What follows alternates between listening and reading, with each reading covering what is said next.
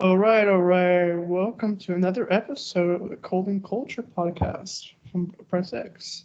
I have my co-host here, Lord Sonic. Yes, Lord Sonic, who rocks with Nintendo, Yeah. but How you rock with that $80? I do not. I do not. I was lucky to secure the Mario Kart bundle, so it's Oh, $50. this time. Yes, this time. Let's not worry about that right now. Hmm. All right. How's life been for you? Well, life has been lifing and all that. Like I just been work has been eventful to put it lightly, but just happy that I'll touch on this when we're doing the extensive Switch section, which is soon. But the pre-order situation was definitely not fun. But Yeah, I read. it's been good. I finished South of Midnight, which we will have a good discussion on, good sir. Um, and I Oh, we just will. and I just started playing Expedition 33, and Oh, I got some thoughts about that. I'm good really of us to cover both new games. I know, right? Wow, it's almost like it's good and stuff. But Yep. I've also been playing games for review. Um, One I can't talk about, but two games I played for review.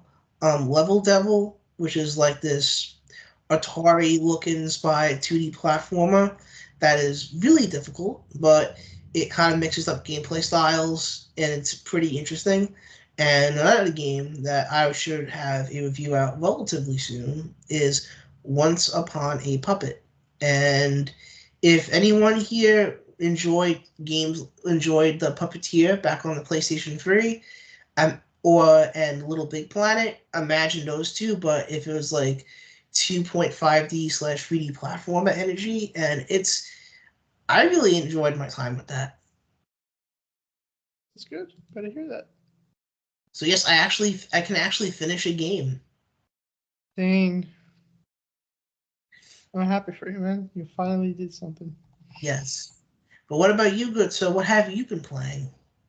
I have been playing. Let's see. I finished South of Mid. It's South of Midnight. Say it by the goddamn name, all right? Come on. I said the Except real name. no, you was being snarky about it, good sir. Then I finished my platinum of AC Brotherhood, which was like almost done. I just wrapped up some Nice. trophies, some very tedious trophies, but I wrapped them up. And then I've been back to Star Wars Outlaws and started Oblivion, which originally I was not going to buy, but I bought into the FOMO. Oh, nice. Wait, don't you can correct me if I'm wrong. Don't you have Game Pass? I got my dollar back from Microsoft and bought it on PlayStation like a real gamer. Oh wow. You know what? We can do what we want with our money.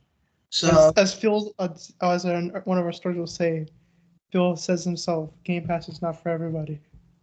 it is not for you then, good sir. But I'm glad you It's playing good for some. me when I get my money back. But at least you've been playing some good games. Oh, some are good. I said some good games. Oh, this South of Midnight discussion is gonna be fun, everyone. let's start with let's start with your games. What have you been playing? Um, I guess we'll just talk about South of Midnight then, since we both played it, and we have very contrasting. I was gonna say that one for last, but go ahead. So let's get it over. Let's as they say, rip the band-aid off. All right, RK, give us your 10,000 feet foot drop perspective. So South of Midnight, I thought was for me, it's one of the top games I played this year so far, alongside my early impressions on Expedition 33. And I just really love the art style. The music was genuinely amazing. Actually got emotional during one of the boss fights because that music track hit me for whatever reason, and even though the platforming isn't anything like groundbreaking, I really enjoyed all of that platforming stuff. It felt really good to me. And I thought that the story, even though the last two chapters I felt was left a little bit to be desired, I was happy that everything had a conclusion, and I really hope Compulsion makes a sequel. But in order to transition to you, good sir, I will say I will give you the olive branch of I agree that the combat was definitely the weak point of South of Midnight, and while I don't despise it like you do, I genuinely it definitely was a weak point, and as you probably will get into, I do not blame you for doing the decision of enabling the story mode and not playing the combat encounters during the last stretch because even I was finding it old at that point. I would say, what's like your favorite combat experience? Like what type of game? What would be your favorite game in combat? I would say the PS2 era God of War games, DMC Devil May Cry from Ninja Theory. Yeah, DMC is really good, yeah. Okay. So stuff Just like wanted to that. see. Because for me, as someone would say, I'm used to gold, and then I played some copper, and it didn't live up for me. But my overview thoughts is I don't think Salvamina is a good game. I wrote a review on it, and I think it's a good experience, but the edges are rough. I enjoyed the platforming, but I didn't think there was enough of it. It seemed odd to me they focused on combat for some reason. I will agree with you that I wish there was definitely more usage of the platforming because they introduced some cool mechanics like being able to fly around in the air on gusts of wind, and they have a whole mechanic of being able to move up and down or on like when you wall running. That could have been expanded upon too. Like there's definitely aspects that felt like this was a first draft of something that Compulsion will really excel next go around. Yeah, I did say I was able to just fly over some of the platforming challenges with the glider. That So, glide is awesome though. yeah, so if they do a sequel, you might want to think about that in the design. But I still think it's a good game, although I slander it. I enjoyed the story, but I disagree. Because I know Maddie and Cock from Defiant Duke also said they found the ending kind of abrupt. I will agree that it is abrupt. My concern was that everything wasn't going to be wrapping up because It felt rushed to me. I would definitely agree that it felt kind of rushed. I felt like we was missing like an extra chapter. Yeah, especially with like the grandma just going away with the guy. Yeah, I was trying to avoid spoilers, but at this point, it's I been like mean, that's pretty vague. So yeah, that's a good point. I will say though, I wish that they definitely lingered on a story thread a little bit longer because you had a character, you had a big reveal around, if I remember correctly, chapter 9 or 10, and then you're like, oh my god, what's gonna happen now? This happened. Oh crap! And then after that point, you transition to a completely different thing, and then you go do another completely different thing, and then we circle back like seemingly out of nowhere to the main plot thread. And I thought that if there was a because the game does have a chat like a epilogue-esque chapter. If that was definitely longer and maybe like a platforming challenge or something before you do the final thing, that probably would have definitely helped with pacing. Or the final big thing you have to do in the game was more focused on what the game does really well, which is the platforming, than the combat. Which I will agree with you. Like towards the last two chapters, I didn't really want to engage with the combat too much. Like it was fine, it was serviceable, but I kept thinking of like DMC Devil May Cry with the push and pull ability. Like imagine if he can push and pull objects toward it, or I found those abilities kind of they didn't really help in combat that much. I will say the push ability was useful, but the problem The is, most useful thing was where you can send like your friend to overtake an enemy. yeah, Crouton, the little voodoo doll guy. Like I gotta say, I love like I don't know if you've ever played this, but if you ever, there's this game called Voodoo Vince on the original Xbox. Okay, you play as a voodoo doll in that game, and it just like I got so many voodoo Vince vibes from that little guy and the little like a little gibberish sound. I thought it was so cute. And I will say this about like the story, even if the conclusion definitely was a little lackluster in places, I loved Hazel as a character. I would love to go on another adventure with her. I like the story and I like the platform. It's just that combat almost made me drop the game, honestly. Well, I will say this, the game including an option to turn combat encounters off is a good accessibility feature, but it makes you wonder why that option was even included in the first place. Like, were they aware that the combat needed more work and didn't have time to expand upon it? I said this a few months ago. This game reminds me of Hellblade. I did say that. Two games that let you skip combat. Wait a minute. You could skip the combat encounters in Hellblade 2? I think there's something called yeah, I think so. I remember hearing about that. Because there's like a mode that basically turned into a movie. Well, South of Midnight definitely is definitely not as movie coded as I don't know. I disagree. I think Hellblade is coded as like a live action movie, whereas South of Midnight's coded more as a Pixar movie. They're like more of an animated movie. It still felt very movie-like to me. You know what? You have a point, because even though you can turn the stop motion off during like the gameplay, you have it enabled when you're in all the cutscenes. So so that is a good point. Was the frame rate locked at 60? The frame rate is 60 on all Xbox consoles and PC, but when you're in the cutscenes, I think the frame rate goes down to 24 frames per second for just the animations. Yeah, because when I started the game, I spent like 20 minutes looking for performance mode option, and it was enabled by default. Yeah, that's one of the interesting things. Like, a lot of games this generation have performance and quality mode options, but South of Midnight just, no, here's we're 60 frames, where we try to hit native 4K.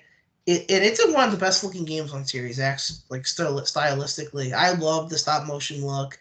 What do you think about the visuals? Visuals, I thought it was interesting. I don't know. I kind of feel polarized on it.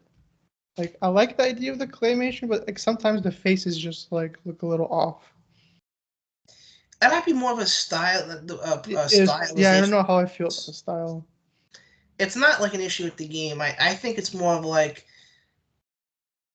Maddie compared this to Ken of Bridge of Spirits. I think you prefer do you prefer the cleaner look of that game to South of Midnight? Yeah. Okay, that's probably it, because with stop motion, it's not really clean per se. When you look at something like a Coraline or Frankenweenie or Paranorman and all the other claymation movies or claymation coded movies that I'm thinking of off the top of my head. I do like claymation movies, to be honest. But the thing with those type of movies is it doesn't look clean per se. Like, there's a little bit of a imperfection here and there because of the hand touch that the creators put into the project. Obviously, you feel that with like a lot of things too, and like your normal like Pixar, Disney, DreamWorks animations as well. But with the style they're going with South of Midnight, it is rougher in places, and I think that is intentional. I don't think that is something that is purposeful. Yeah. Well, at least it's my read on it. I don't know. Maybe I don't know what I'm talking about. Yeah, I don't know. The faces kind of remind me of pottery. Claymation. Big pots out of clay, my guy. Well, yeah, but like, I just think of faces. It's like because you're looking at the facial animations, like sometimes they can be off. Kind of. Does it look off to you during the normal gameplay, or is it strictly the cutscenes? I think it was the cutscenes mostly. Okay. It's the way they did the stop motion then that bugged you. I had it on the whole time. I didn't disable stop motion. In the gameplay at all? Yeah, I didn't disable it. Oh, I did, because I was like, it looked choppy when moving around, and I'm like, you know what? I will enjoy this during the story sequences, but for the actual gameplay, it's 60 frames. It should look 60 frames. So Yeah, I was fine. Yeah, and then the music, I don't know. You seem to like music a lot, but I thought it was fine, but I don't particularly remember any track that much.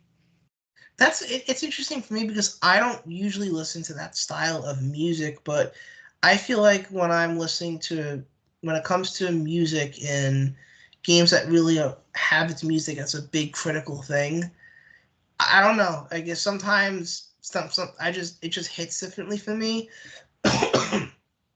Like the whole sequence when you're climbing up the Benji tree, or the sequence when you're fighting the bird guy, or when you're the organic transition throughout the entire Mali battle, like. And Tuto Tom, that track was one of my favorites too. Like, I don't know, I don't listen to that type of music usually, but I feel like because if it just felt so earnest and soulful that it just really connected with me. And especially the fight with I'm not gonna try to pronounce the name. You and our audience knows I am awful at pronouncing things, so Come on, we need a new short. I'm not trying. I'm not trying. We need a new short. Um, Ghost of Yōtei. Yeah, we're good. You got you short. Anyway, we'll have a more organic one probably later on. But Don't worry, we'll talk about Ghost of Yōtei and you'll make us a short. yeah, exactly. But regardless, I really like the music and stuff of Midnight, and I can understand why it didn't really appeal to you as much. But I really like the story. That's what I was saying. The music, I don't know. I just don't like remember anything about it. Honestly, it's just kind of like I remember like it was fine, but like it didn't stick out to me. I mean, like it worked in the moment, the atmosphere. Because I know you really think like it should win an award. I think it should be, even if it doesn't win an award, I hope it gets nominated at least. And I don't know. We had this discussion earlier, but that competition is pretty steep. I know. I even mentioned when we were talking about Mafia. Mafia. Oh God, that's why that comes out this year. So many games, bro. And there's also Donkey Kong Bonanza, which is obviously going to have a lot of rare coded themes. The Mario Kart band, forget about it. The Mario Kart 8 soundtrack is amazing. Yeah. Oh God! And then you have Sonic Racing Crossroads for me. Do you know if Metal Gear 3 Remake will have any unique tracks? Because I don't know much about the Metal Gear 3 soundtracks. I've never played the older ones. Only played 5. I think I'm not a big Metal Gear dude, save for Metal Gear Rising with Vengeance, but if I was to make a guess, because they're using the original voice actors and the original recordings, that's probably going to be the same soundtrack. Yeah, but I mean, do you know because I know Final Fantasy VII, the remake, the first one, 2020, got a soundtrack nomination. Well, there was a lot of. Well, the thing is, the difference is, the Metal Gear remake, it's gonna probably be. I know, I mean, it's mostly the same. Yeah. It's legit the same music, maybe some remaster tracks, but with 7 remake, that game has there's a lot of. I never finished it, but from my memory of playing it, there's the remixes from throughout 7, but there's a lot of original stuff there too, and Rebirth has an immense soundtrack, as you probably are much more well aware than I am since you finished it. 16's better. 16 is I love 16. Speaking we'll talk about Ben Starr later. Or we could talk about him now, because that's the game I've been playing too. Let's take it away, X33 Expedition. Yes, Expedition 33. So I'm enjoying this thanks to Game Pass. PC Game Pass specifically. And oh my God, the first, like, I don't know if it's just because because of my how I handle some specific themes and stuff, but the prologue, I was actually crying into, like, it moves me that much. The last time a game got me actually crying, like genuinely, was the ending of Ori 2. And I never expected the opening of a game to have that much of an impact on me. And then the game continued to impress me with a sequence later on where they went somewhere that I never would have expected them to go in terms of how somebody handles a situation. So just on a narrative front, I'm impressed already. But on a visuals front, it's gorgeous. It runs pretty damn well on my gaming laptop, running a mixture of medium and high settings at 1200p. I'm getting like above 60 frames per second, which helps a lot with the combat system, which is Paper Mario themed, like where you have the it combines elements of what you would see in like the Atlas titles like Persona, a Metaphor, etc. But the main difference is you have to time your inputs for dodges, parries, and your special attacks. And the timing is tricky to do, but when you pull off a parry or you pull off a good dodge, the first time I got one, because I struggled for a bit, I was like, hell yeah, let's freaking go. So I'm really liking the game so far. How to hear that? I know Charlie Cox is also in it. Oh, he is. Yes. Daredevil himself. Oh my god, Daredevil. I love the old Daredevil shows, man. That was so good. The Netflix show? Yeah, the Netflix show was amazing. Oh, because I just finished watching because they basically made season 4 of it. Oh, what did you think of it? I actually really liked it. I don't know if you know it, but it's kind of a mixed bag because like when they shot half the season, they kind of fired the creatives and hired new creatives that were more in line with the original show. And I really liked it because you can tell like they're on the right track because they had a lot of they had to reshoot a lot of things, so it's like a bit of a messy package. But like you saw them like going back to the right direction when in the beginning they strayed off towards the wrong direction. I'm guessing the idea is like Marvel knows what they had and they realize, you know what, let's just do what people want us to do with this. Yeah, basically their idea was they're only going to keep Daredevil and Kingpin and then recast everyone else. And everyone's like no, because they brought one of the OG writers from the OG show, and they were just recast. They brought all the actors back. That's amazing. Like it's just like I don't know even how to say it, but I think it's a good show, and then how the season ends is like how they should have started in the first place, but it's still a really enjoyable ride. Nice. And season 2 will be out in next year, so like not a long wait. That'll be awesome. But yeah, I still recommend it though. Even if it's messy, I still think they did a good job. I'll definitely give it a watch then. But Expedition 33, I'm enjoying it so far, and I look forward to talking about it next time. What else you been playing? I'll say I don't really have too much to say about Level Devil or Once Upon a Puppet because I will save those thoughts for my reviews on both games. But both I've been really enjoying, and I look forward to sharing about them later. But one game I will talk about, the last game, is Donkey Kong Country Returns HD. I rented it from my library, and I'm deciding because old-fashioned here. Yeah, I was surprised by this. I started playing the game, and literally, in like 2 hours, I was at like the halfway mark. And keep in mind, this game has like 8 like main worlds and 1 bonus world. So like I got halfway through the damn game at basically like 1 long sitting, the longest amount of time I put in a game on my Switch in quite a while.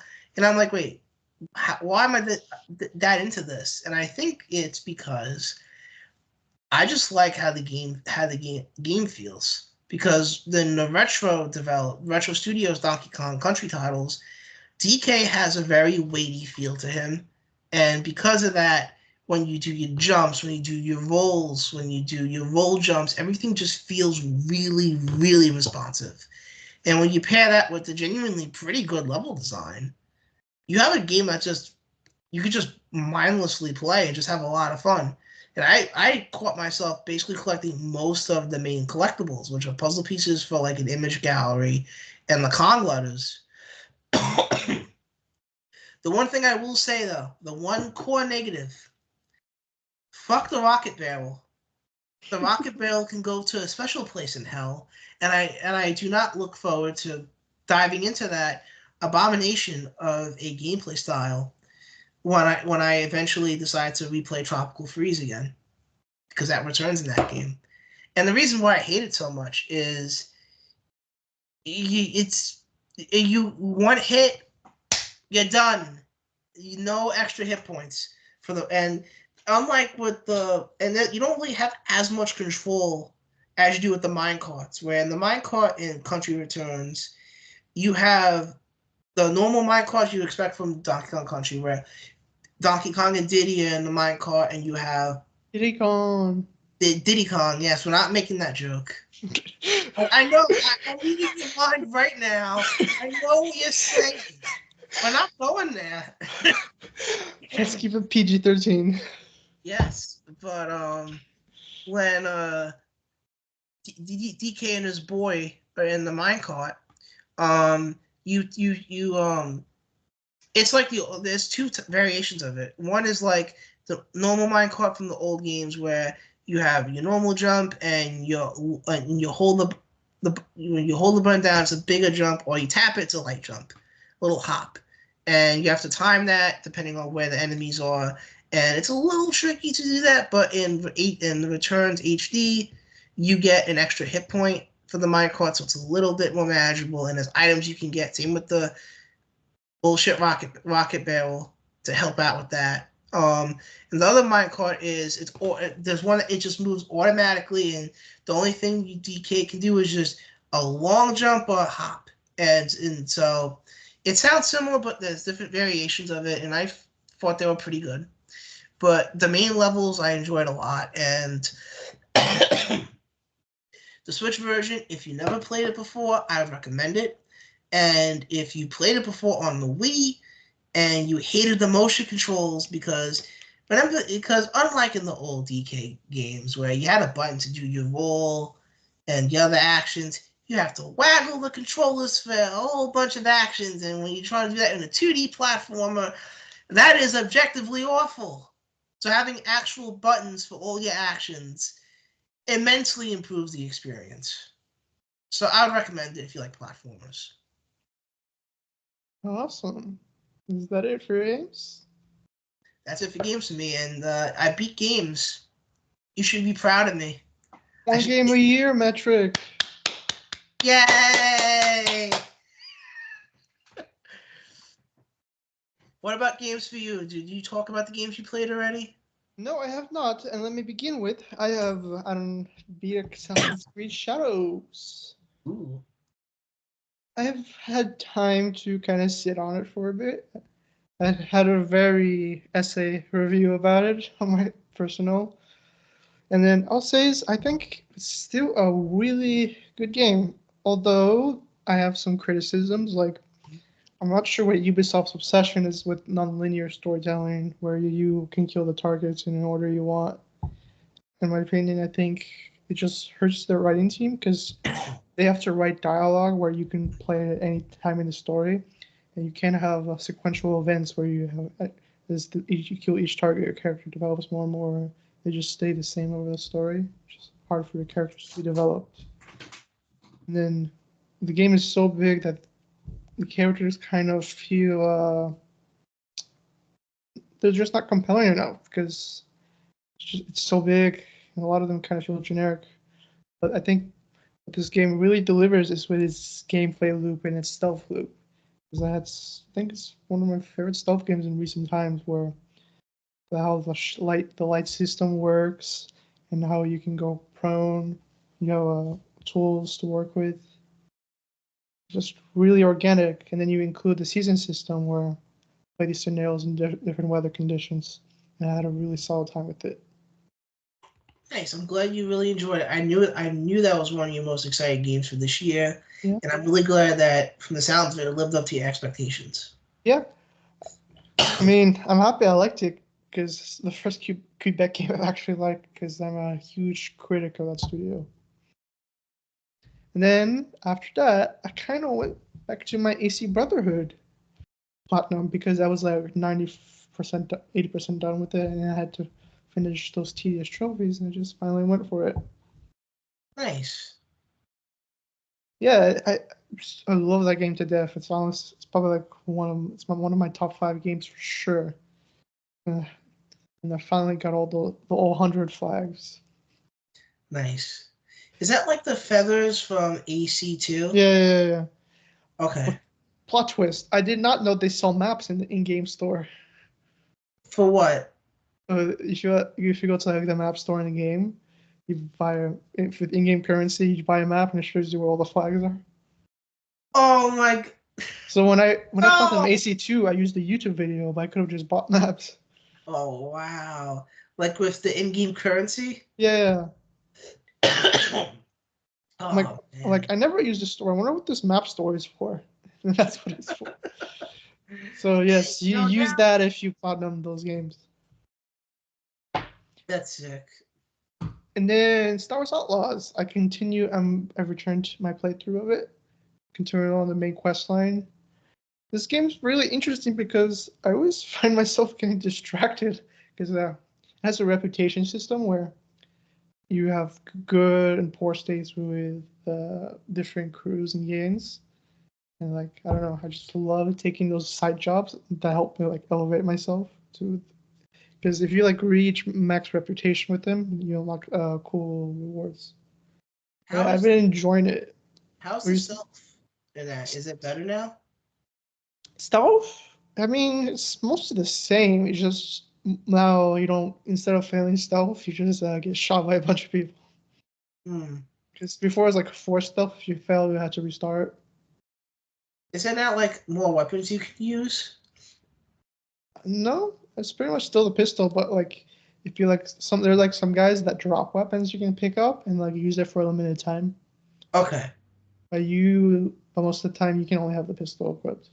Okay. But the pistol has like a bunch of different mechanics to it, where like there's different modes to it. There's like one that it's like shoots like electricity basically. And you use that like for like opening gates. Like you shoot this one electrical thing, like the door opens. It's like used for puzzles a lot. That's interesting. Yeah. And then let's talk about the biggest game of the week, Oblivion. Yes. I have started that. Nice. And I am I'm not really a Bethesda guy. So I'm not either. So I have no comments. What do you think? I quite like it. It has a very charming personality to it. Even though this type of genre isn't my thing, I'm quite enjoying kind of just being in the world. And when I played Fallout 3 a year or two ago, I kind of stick to the main quest, but everybody says like the key to Bethesda games are like the exploration. So I've been trying to explore more with this game. How does it perform on PlayStation 5? For me, I've had a pretty solid experience. I mean, I've had some weird, let's say, stutters. But That's what everyone's been saying. There's a lot of stutters in this for some reason. Yeah, but for me, it wasn't super noticeable, so my experience has mostly been good. But because I know I hear a lot about the performance, and I saw you on Twitter talk about it as well. But I don't know. I wonder if it's because they're kind of releasing 2 games so close to each other. Yeah, let's just talk about this real quick. I don't understand Microsoft's strategy here. We've been at length about this before. I believe South of Midnight earlier in the month. Then you get South of Midnight ran flawless on Unreal, no? No, it's Unreal 4, but Oh, that's fine. We're talking about Hellblade 2 is Unreal 5, and that didn't have any stutters. Yeah. The main point I think I'm trying to get at is Microsoft has a lot of releases this month, but you didn't need Oblivion this month. You could have pushed it to next month or to June and get all these performance woes taken care of and give your team more time to optimize it. But instead, you shadow drop it. I would have argued you don't want Oblivion next to Doom. But also, you cannibalize 33. Again, that's right. You make it. There's a lot of crossover with JRPG fans and RPG fans, like BGS fans. Or you have a situation like for me, like I don't care about Bethesda games usually, so I'm not really touching Oblivion. Only when it's hi-fi. Even then, I tried Starfield. I didn't really get into it. So I tried Fallout. I didn't really get into it. Maybe I'm just hi-fi. I love Hi-Fi Rush. But you know the type of games I like. But the point I'm getting at, dude, is like you could have delayed Oblivion a month or a few weeks and get all these performance issues ironed out, but instead you release it and it has these problems, and apparently it's a lot worse on PC, and you could have avoided all these completely if you gave Virtuos and the Bethesda teams that worked on this a little bit more time to optimize it.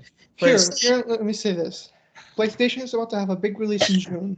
You know what Microsoft could have done? Release Oblivion in June. Yeah. And then you have like a comeback to PlayStation's big release. Exactly. And June is empty aside from Death Stranding, which is already a niche game. Exactly. There was like, I don't even know the logic here. I guess quarterly stuff maybe, but it's a... Yeah, I expect that as well. But come on, man. What... People don't seem to really mind, or they just assume, Bethesda, whatever. Maybe that's the mentality here, but even then, it's like, come on. From my understanding, they've worked on this game for quite a bit.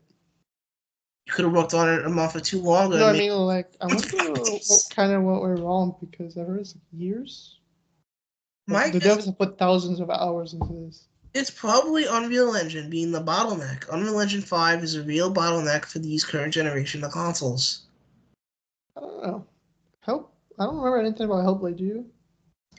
The thing with Hellblade is it didn't really have any problems because they made the decision to cap it at 30 frames from the start on console. Yeah, but like Oblivion is not struggling on 60. It's a very old game. I don't know. But it's strange. But yeah, I don't know. Overall, I think I'm liking it's good so far. I'm glad you're enjoying it and you're having a good experience on your end. Maybe I'll give it a try sometime this week. Yay, more games to start and not finish. Exactly. All right, we've caught up now. Let's talk about your pride and joy. Well, it's more like what I'm caught with. A lot more like the big thing that I'm gonna try to do coverage on, which is the Nintendo Switch 2. So since the last episode of a lovely podcast, there's been a lot of updates and information on the Switch 2. So yeah, they want your arm and leg. Oh my god, yeah, they kind of do.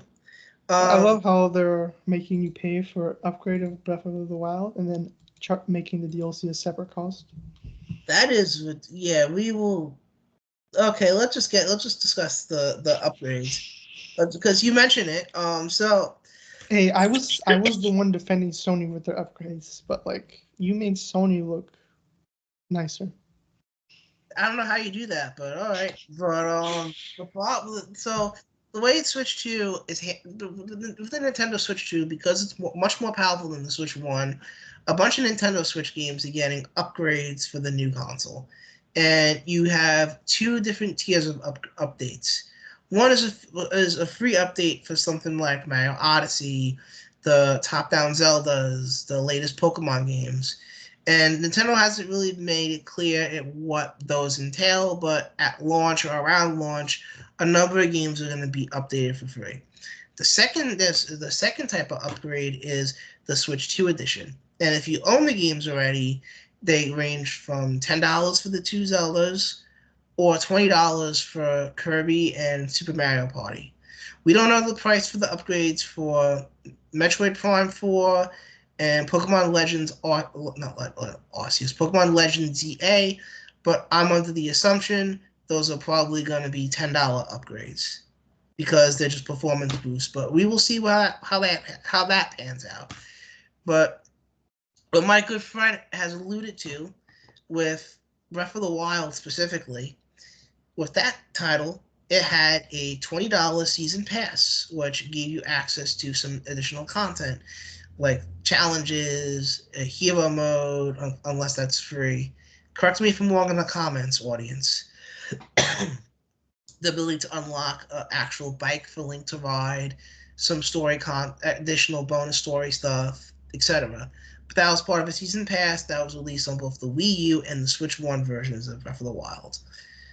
With the Switch 2 edition, that does not come with the DLC included. You have to, so if you want to get the complete Breath of the Wild experience, you have to pay the $10 upgrade if you own it already on Switch, or if you have Nintendo Switch Online, you get that upgrade for free. Or free. And if you didn't get the DLC, that's still $20. But if you never owned Breath of the Wild before, it's $70 for the Switch 2 edition of the game. Keep in mind, this is a 2017 title that is retailing for $60, plus a $10 upgrade equals $70. And if you want to get the DLC, that's an extra $20. So it adds up to you said the DLC is $20? Yeah, that's why the $90 number has been floating around.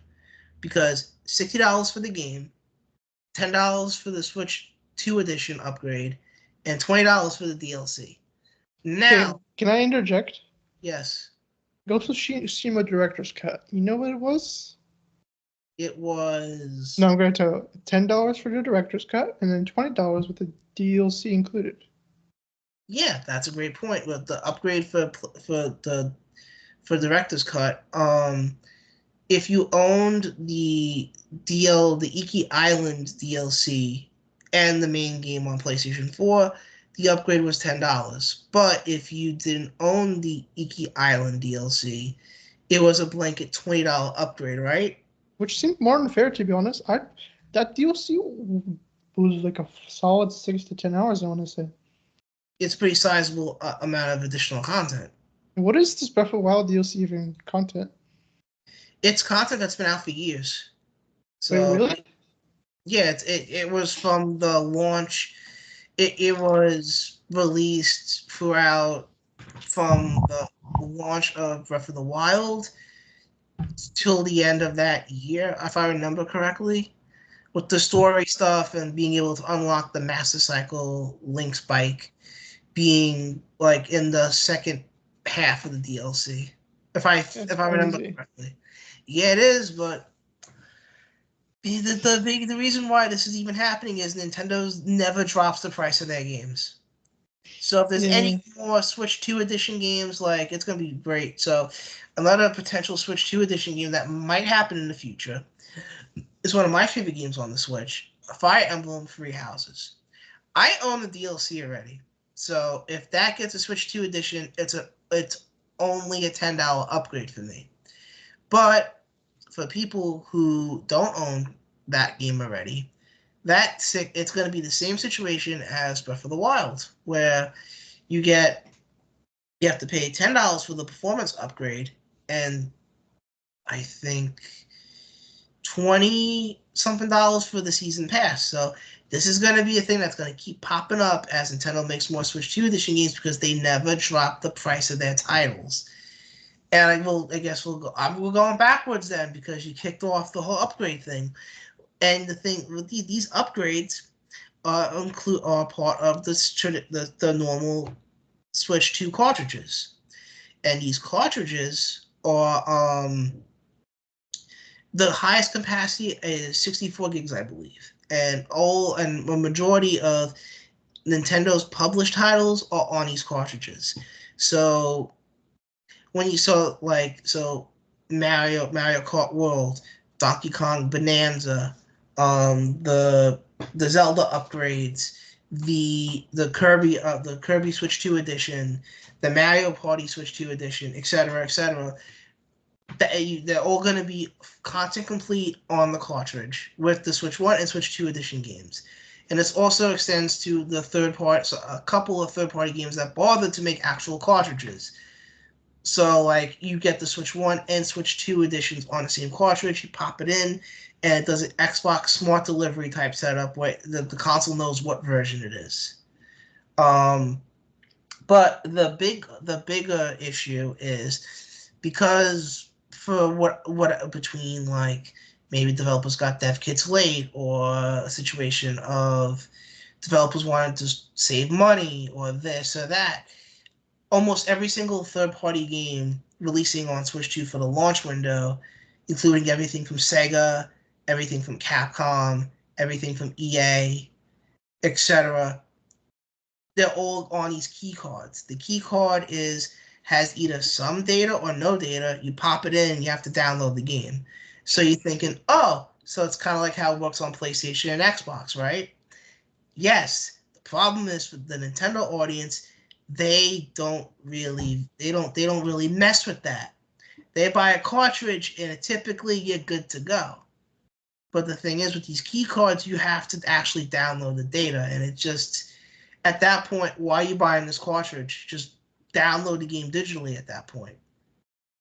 And the only exception, one of the biggest exceptions, is CD Projekt Red, where they are putting Cyberpunk 2077 with the Phantom Liberty content, with all the latest updates, on a cartridge at launch. And they're not even putting the cost on us, like Nintendo is doing with Mario Kart World, where that's $80. Cyberpunk is $70. You're getting all the content. Go ahead. Yeah, but isn't Nintendo still doing $70 as well? Donkey Kong? Yep, they're doing $70 for DK. I feel like I always said variable pricing should be more of a thing. I think the variable pricing situation is just. I don't think, because I'm seeing it right now. Mind's Eye is set at $60 instead of $70. Where I think games need to analyze your worth and value and price it based on not what the industry standard is. I don't particularly. Well, now Nintendo's taking a bit too far, but I like the idea. I agree with you. The idea of variable pricing, like, for example, we just talked about Expedition, and $50. Yep, Oblivion remake, $50. Yeah. South of Midnight, $30. Wait, South of Midnight was $30? Yeah. Oh, that's pretty good. Wait, I stand corrected. I think it was $40. Still pretty good. Yeah. But sorry. And Assassin's Creed Mirage was also $50. Mm-hmm. So developers doing the publishers doing the variable pricing isn't really a bad thing. The problem is Nintendo only is doing it upward. They're not doing it backward. Yeah, they're doing it. Hey, this is the most popular IP in the world. Let's overprice it. I also think Nintendo knows that a lot of people, like myself, are getting the bundle. So the people who can't get the bundle. But they said the bundle is limited. It's not going to last. Exactly. So they're kind of expecting people who want that physical version to cough up the extra money. And I guess we'll just transition to my hands-on impressions, because I could talk about a lot of these games. So since the last episode, I was part of the Nintendo Experience event in New York City, where after the Nintendo Direct, Nintendo kind of gave everyone the thumbs up or thumbs down if they got the green light to go. I was able to go, and I was able to get hands-on time with the console itself, Mario Kart World, Donkey Kong Bonanza, and a bunch of games of my choosing. And Mario Kart World, as someone who isn't like the peak Mario Kart guy, I personally thought it was enjoyable. It looked particularly beautiful in the handheld mode, as one of the few handheld mode available games at the showcase. But I guess because I didn't really experiment with the new grinding mechanics and they didn't let us get access to the free roam open world mode, I didn't really walk away like, oh my god, this is worth $80. But I still had fun with it. But I don't think it's worth $80. And spoiler alert, the Mario Kart Direct didn't really do too much to kind of cement whatever that value. From my impression, does the open world feel more like of a gimmick than doing anything actually new? I'm guessing between the very, very limited open world experience that, because before you start the knockout tour mode, you're kind of given like can explore the open world in a lobby and just kind of just drive around and just mess around and stuff. But the Nintendo Direct, they showed off that, hey, you hit the P switch, there's a whole bunch of missions you could do like in Mario Kart DS. You could unlock, you can collect food items and that unlocks characters and skins. And I think completing like the Grand Prix Cups or getting 100 coins, like in Mario Kart 8 Deluxe, instead of getting kart parts, you unlock new karts you can use. But they did not give any real indication of the progression system like you would see in like a Forza Horizon or Burnout Paradise or something, where there's a clear like end goal of, oh, you want to collect all the cars, oh, you're going to try to hit these little achievement things, which I think Mario Kart World does have pseudo achievements in the game. So it is a case of Nintendo's being very tight-lipped about everything Mario Kart World has to offer. And while I can respect that, at the same time, this isn't a typical Nintendo release. This is a launch title for your console, a packing for your console, and the only $80 game that you're releasing that's brand new. So you need to really prove to people why this is worth that premium price, and I feel like they didn't. And I hope I'm proven wrong when the game releases in June. But what do you think? I don't know. Impressions. My impressions is, I know for a fact this budget is not as much as a Sony game. It's not. I would be the highest I would expect it to be is 100 million. Yeah, you would easily assume a $70 price point would have been enough to warrant the budget cost. Yeah, I don't know. That's for a fact. Nintendo being the one to jump the gun is the biggest shocker of it all, because that is your games don't cost much. I was scared shitless that it was going to be GTA that does it, but no, Nintendo beat them to the punch. Yeah. And the worst part is there's a very real possibility for the physical versions of the Switch 2 games at the very least, that the price is only going to go up with the tariffs in America. And that is that's definitely. From my understanding, that has been mostly resolved. I hope so. I mean, I don't know too much about it, but I've seen they got the 90-day period and the negotiations will happen and it should be resolved. All I know is that's a big reason why I gone to get the pre-order, because I don't want to pay $600 for a Nintendo console. Yeah. But other games, as it stands, I think we're in the clear from that. I knock on wood, everyone. But I don't know. This strange situation for Nintendo. For everyone, honestly. And honestly, I think if this is like the next Mario Odyssey, then I think $80 would be worth it. But yeah. As a Mario Kart game, I don't really see the value. It's interesting you say that, because Donkey Kong is very Mario Odyssey coded. Yeah, but I think it's designed because the IP is lesser in a way. Yeah. That's why they won't do it. But if it was, let's say, Mario Odyssey 2 or whatever, I think a lot of people would be less mad. Oh, I agree with you. I definitely. It's like it's a kart racer, dude. Like, what are we doing here? If this was the if this was the sequel to Tears of the Kingdom, people wouldn't be saying anything. Yeah, because they see the value. Like, I've seen how many, like, hundreds of hours people spend in that game. And even though I disagree with it, people are going to say the same thing about Grand Theft Auto 6 when that launches. But I argue with Grand Theft Auto. The story experience on its own is worth $70, and you have a whole online mode for free. That's true. But we'll see how that pans out. But I'm just saying, like with the Grand Theft Auto, you have like 2 full games in one. That's a good point. And then with Mario Kart, I'm barely seeing a full game here. We'll get to GTA in a bit, but other games I played at the event was Donkey Kong Bonanza. That was the last game that I was given access to, and I loved it. It was bananas. The whole idea of the game is the entire world is destructible. So DK can punch underneath him, ahead of him, and above him. And you have a bunch of moves from across Donkey Kong stable of games, like the music type stuff from Jungle Beat, the roll from Donkey Kong Country. And it's awesome. Like DK punches, climbs, smashes his way through everything.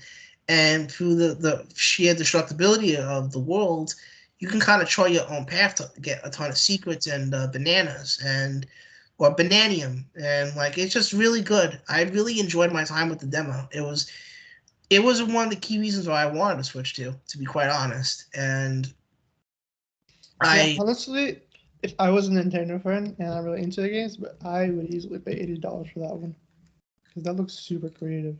It does. It looks amazing, and I can't wait to see other rare era elements they bring into the mix. It's gonna be so cool. Imagine that destructibility, but you get to ride Rambi, the Rhino, or like use one of the other animal buddies. Oh my god, that's gonna be sick. But we'll see what they do with that. But I also played other games at the event. They had a mixture of third-party and first-party titles playable. And for the first-party games I played Kirby and Forgotten Land Switch 2 edition, the iToy mode basically for Mario Party with the camera, and Metroid Prime 4, and the GameCube online stuff. And in order of best to worst, Metroid was really good. I really liked how the gyro controls were basically how they were on Metroid Prime 3 on the Wii, which were very responsive with the aiming and everything. And the mouse controls were largely responsive, but because there was no hard lock on, you have to hold the button down while using the mouse. It felt very awkward. But I made that clear to the Nintendo rep, so I imagine other people did too. The other game I played was for Kirby. They had the first level of the new campaign, which is exclusive to the Switch 2 edition, and it's fun. It's basically like a remix hard mode, and I thought it was enjoyable. The GameCube online stuff was really cool because you get a resolution bump. You get the GameCube controller feels exactly like the OG. The games that are going to be in the launch lineup are pretty good. You have Wind Waker for the single player, and you have a trio of multiplayer games like Strikers, Soul Calibur 2, and F-Zero GX. And the worst one, in terms of the worst experience, but it was still fine, was Mario Party. It was a happenstance where I was really walking to try to find like another game to use my passport, because you had a passport, you could select 6 different games. And one guy is like, hey, you know the person? And I'm like, all right, cool, I guess. And then the whole gimmick for if the Mario Party Switch 2 edition, you get mini games based on the mouse controls, which have their own separate area you can play, and the camera, which was part of a completely unique mode. And it was, if you remember the Kinect or iToy, it was very much like that. But I had some dumb fun. Like one part of the experience, they said, "Oh, shout as loud as you can," and I'm like very half-heartedly because I felt so awkward. And it was fun, but it showed that the camera was pretty responsive and picking up my movements and whatever, which is coming from iToy and Kinect. That's good. And the only third-party games I played, which was a sizable amount of them there, was Cyberpunk and Hades 2. Hades 2 was awesome on Switch too, and talking with the developers, I can confirm that the game runs at 60 frames on Switch 1 and Switch 2 when it launches, whenever it does. And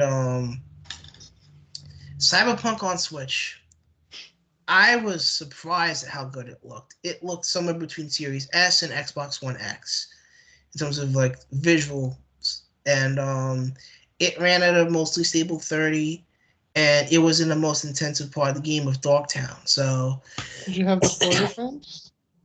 What? There's a 40 frames mode, I've heard. There's a 40 frames mode. That was a selectable option, but they said it wasn't fully optimized yet for that, but it will be at launch. And the main takeaway was CD Projekt. I talked with them. They had CD Projekt people there. I talked with them, and they were so happy to be part of the launch lineup. Like, they were so excited to have. I bet they are. Yeah, and the fact that they're being very pro-consumer with the physical cartridge, everything on it. They're gonna have unique like hotkey type things with the motion controls and the mouse enabled and the mouse stuff. Like, it's gonna be really cool to see that on Switch 2, and that and Sonic Shadow Generations were the two games I pre-ordered for the Switch 2. But so I walked away from my experience pretty positive, and it made me want one. So when the pre-orders opened up, I tried to get one, and fam, if anyone wants to get a console at launch, don't stay up till 4 in the morning trying to get a pre-order locked in, because when you go into work, you end up being a utter zombie, and if the online system's buggy, they'll flag your debit card as fraud, and you can't use it for an hour. And when the copy's opened up again, you can't put a pre-order down. So thank God, but for two people, Astro Parrot and Hoj, who were nice enough to give me an extra pre-order they had, and Lord Gene of Lords of Gaming, who initially offered his extra copy to me. So I'm able to be part of the launch and do not have to worry about not getting this thing for coverage. So that is a big relief for me. But and you want to also thank Game Pass for saving you money this week. Yeah, I thought so, but it just helped me realize, hey, you just putting that money on pre-orders instead, bro. Yeah, glad to hear that. It is funny how Nintendo has basically become the new Xbox. We have the Kinect 2.0. Yeah. And then you have, if you can't buy it, you have the Switch 1. You've seen all the stuff in Japan, like they're not being demand. Oh man, it's gonna. Yeah, they have the $330 version in Japan. Oh yeah, But it's more limited. I don't know how it's limited, but it's limited because it's locked to Japan. No, I heard there's it has a limited technical aspect. No, it doesn't. It's no? the Japan version is region locked, in the sense that you have two versions of Japan. You have the cheaper one, which is probably the price it would have been over here if the whole tariff situation wasn't taken into account. And you have the multi-region version, which is priced more in line with how it's being sold for in other regions. And that is not exactly with Japan. You can get the cheaper version, and it's basically the same thing as a normal Switch too. But the difference is it's locked to Japanese accounts, Japanese language options, no English option whatsoever. Smart, bro. Yeah. But yeah. What do you think of my hands-on impressions? Any game you want to hear more about? No, I'm not a Nintendo person, so I don't know if this really appeals to me, but I do find it interesting. I find Donkey Kong the most interesting game because it just looks very unique. It looks awesome, and I can't wait to play that. That's going to be amazing in July. But I'm happy you got your Switch locked in. Oh, thank God I did. I'm so worried about that. but man, it's gonna be really cool to be able to cover everything. And Well, any final thoughts, or are we done? I feel like we covered a lot. You might take it over for a little bit. I'll be right back. Yeah. All right, let's talk about Until Dawn. It's coming to PlayStation Plus for May. A leak. We have it here at comicbook.com. A new PlayStation Plus leak has revealed this remake coming to extra subscribers, which is the middle tier. So stay tuned for that. I heard it's not very good in comparison to the original, so perhaps stick to the original if or yeah. And then let's discuss our next topic. PS Plus as well is removing 20 games, including first party. These games include games like Grand Theft Auto, like some Lego games, Ghost Runner 2, Payday 3, The Sims 4, Ghostbusters Rise of the Ghost Lord, Walking Dead, Payday 2, Horror Nights, Infamous, Second Son, Batman Arkham Knight, Resistance Fall of Man, Resistance 2. I know my co-host will have more to say about this, but I don't know. It means all of this game's license probably expired. And then I don't know what's with the PS3 streaming games. That's a bit strange. All right, I'm back, and I heard everything. Yeah. So about the games leaving PlayStation Plus, I think that is weird, especially. I don't know. That's always been a thing, though. Yeah, but this is the difference between Xbox Game Pass and PlayStation Plus, where a first party game is in Game Pass, unless it's a very rare situation. They get removed. They're locked in. They never leave the service. But with PlayStation, yeah, but I'd say about the two first party games are streaming games, and there might be something weird with those. Which ones you talked about? Resistance Fall of Man and Resistance 2.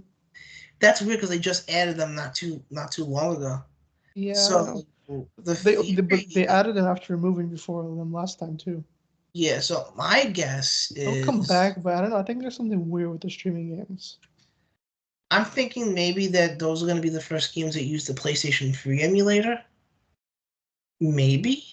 I don't know. They've been on and off the subscription for like over the years. So I'm not sure about that. And the Infamous Second Son, that is a strange one too. I don't know. Maybe they might do a PlayStation 5 remaster for that.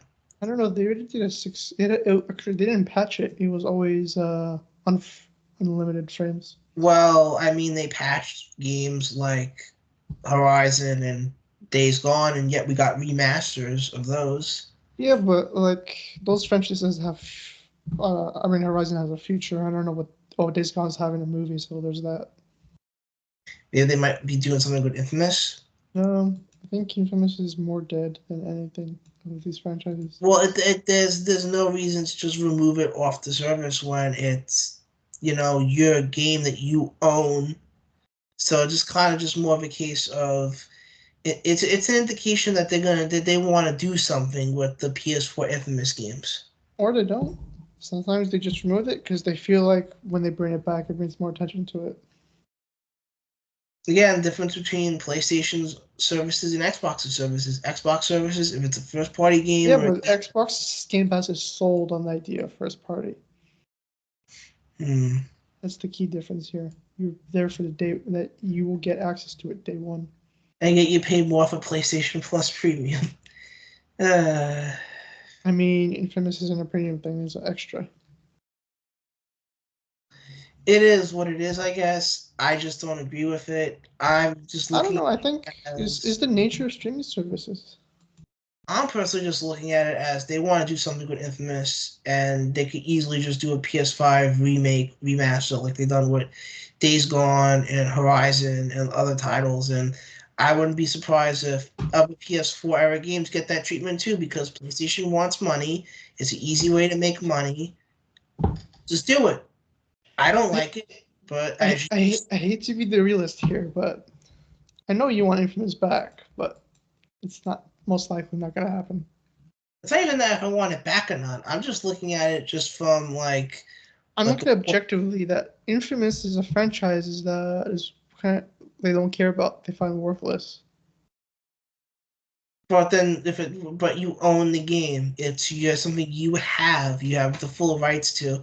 Why is it? Why can't you just leave it on the service that people are paying for, and you really raise the prices? Because then they can do a psychological thing where they add it. Everyone wants to check it out again. Then I'm just gonna just say PlayStation just runs a worse service sometimes than Xbox, but it is what it is. Okay, I agree to disagree on that. Yeah, we will definitely disagree. But anyways, the next news story is, as you mentioned. Did you have any comment on Until Dawn remake? It makes sense. They just have a movie, and PlayStation likes their synergy. So, I mean, I don't know if you noticed, but the movie got like a 5 out of 10. Well, Minecraft didn't review particularly well either, but everyone's saying we will get into that one, but all over the place. So I'm gonna make fun of that movie when we get to it. Oh, come on! Don't you love Chicken Jockey? And everyone losing their minds and just killing each other for no reason. Minecraft only is successful because of children and meme culture. Oh God! Let's talk about Clair Obscur. Yes, something that isn't a meme. It is the highest rated game of the year so far, and it is impressive to see how many people are like so happy with this. Yeah. Love to see it. But this next story we have here. Also 500,000 copies sold. That is a big, big win, man. I'm so happy for them. They deserve every sale. No, let's talk about some mid. Well, I'm not going to really disagree with you because they treated the developers like crap, so... Marvel Rivals, and there's a leak. The Insider Gaming reports where a number of new heroes / anti-heroes are going to be joining the roster. And they include Hive and Armor. Or you got your clip. Hive and Armor as tanks. Amarath as a DPS. White Fox as support, and Forge as support. Some of these I don't recognize at all, but I know Forge is an X-Men character, so it's really cool to see more X-Men representation in the game. We just got Emma Frost in the game too, so it's just nice to see more X-Men characters being added to the lineup. But the next one is definitely arcade coded with a Persona 4 remake. There's Will you not finish this one too? What happened? So are you gonna not finish this one too? Oh, shut up. How's 3 Reload? Anyway,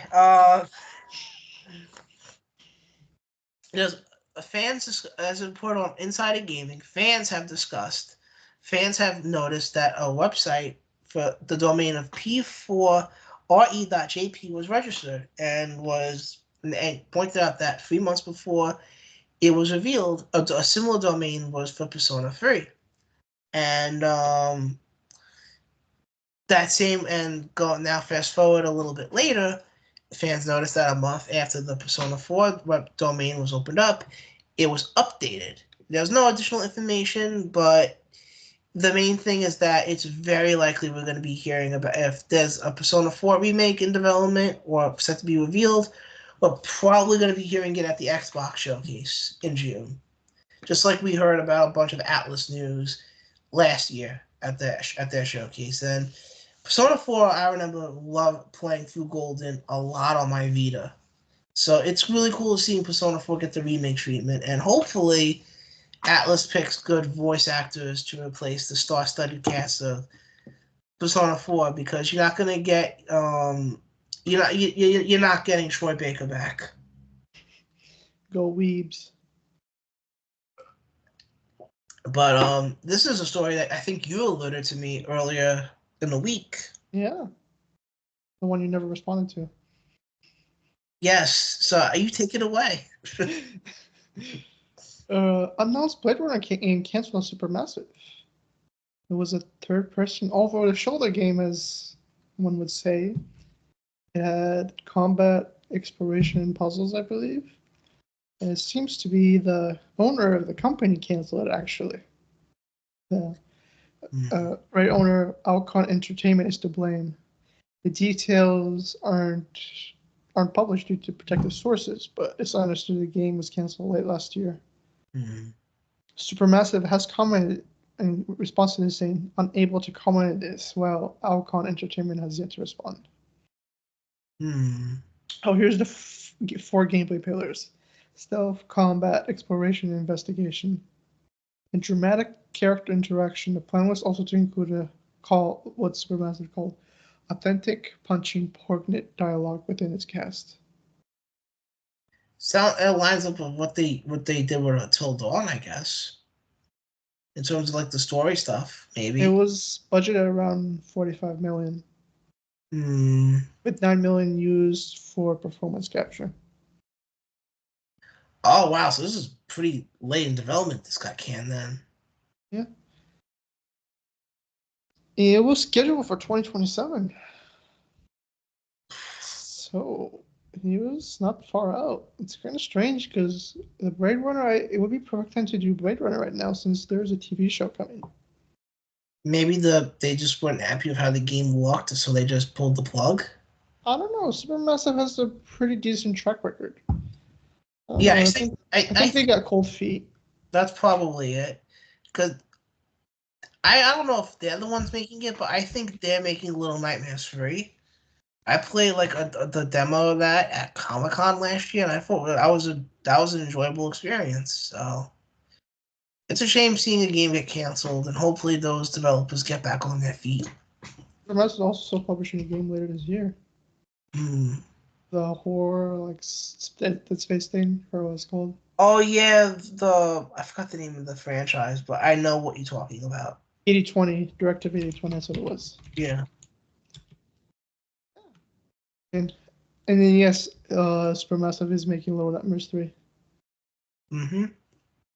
Yeah, interesting choices. Yeah, but I think that's all I have to say about that. It's a shame because Blade Runner is a fascinating IP. It is. If you are a fan of Blade Runner, I would highly recommend last year a game called Nobody Wants to Die, which was really cool. I think I remember seeing gameplay of that. That was like a really impressive looking, like smaller title, right? Yeah. It was made by Polish devs too. All right, let's talk about Oblivion Remastered. Hits 4 players in 5 days. That's insane. And you have to imagine a lot of those are just genuine sales on Xbox and PlayStation too. Yeah. It shows people's value in owning the game. Instead of, renting it. Anyway, and then shocker, the PC has been dired by performance problems. It does, and it's again we talked about this earlier, so I'm not going to repeat my comments with that. But if it needed more work, it should have been delayed a little bit. But shocker, PC port sucks. I know, right? Wow. But something that is cool though is apparently there's a Skyrim Easter egg that wasn't in the original Oblivion. Yeah, they did really cool stuff. So it makes you wonder if are we gonna get a new Skyrim edition? Maybe. I take a Skyrim remake on Unreal 5. Yeah, that's a possibility at this point. You never know. The And just original. switch to Unreal, I beg you. So, I mean, the initial FTC leak said that after Oblivion, not too long will be Fallout 3. Maybe they after Fallout 3, they do another Skyrim release. Everyone buys it. Why not buy it again, right? Oh, man. Yeah. And let's talk about this game, La Chimera. Let me see. Reborn silently delays La Chimera on release day. Which this is what's it called? What's that RPG that came out last year from Xbox? Stalker 2. Yeah. Former Stalker devs. Wow. Yeah. Apparently the reviews are not nice, so they delayed the game on launch day. Reborn, formerly known as 4A Games Ukraine, has quietly delayed La Chimera amidst negative reviews stemming the studio's debut titles. This article says, I was able to get my hands on it and was disappointed with what Reborn had delivered. Not alone. So much the running belief is that Reborn has knocked back La Chimera because of the feedback.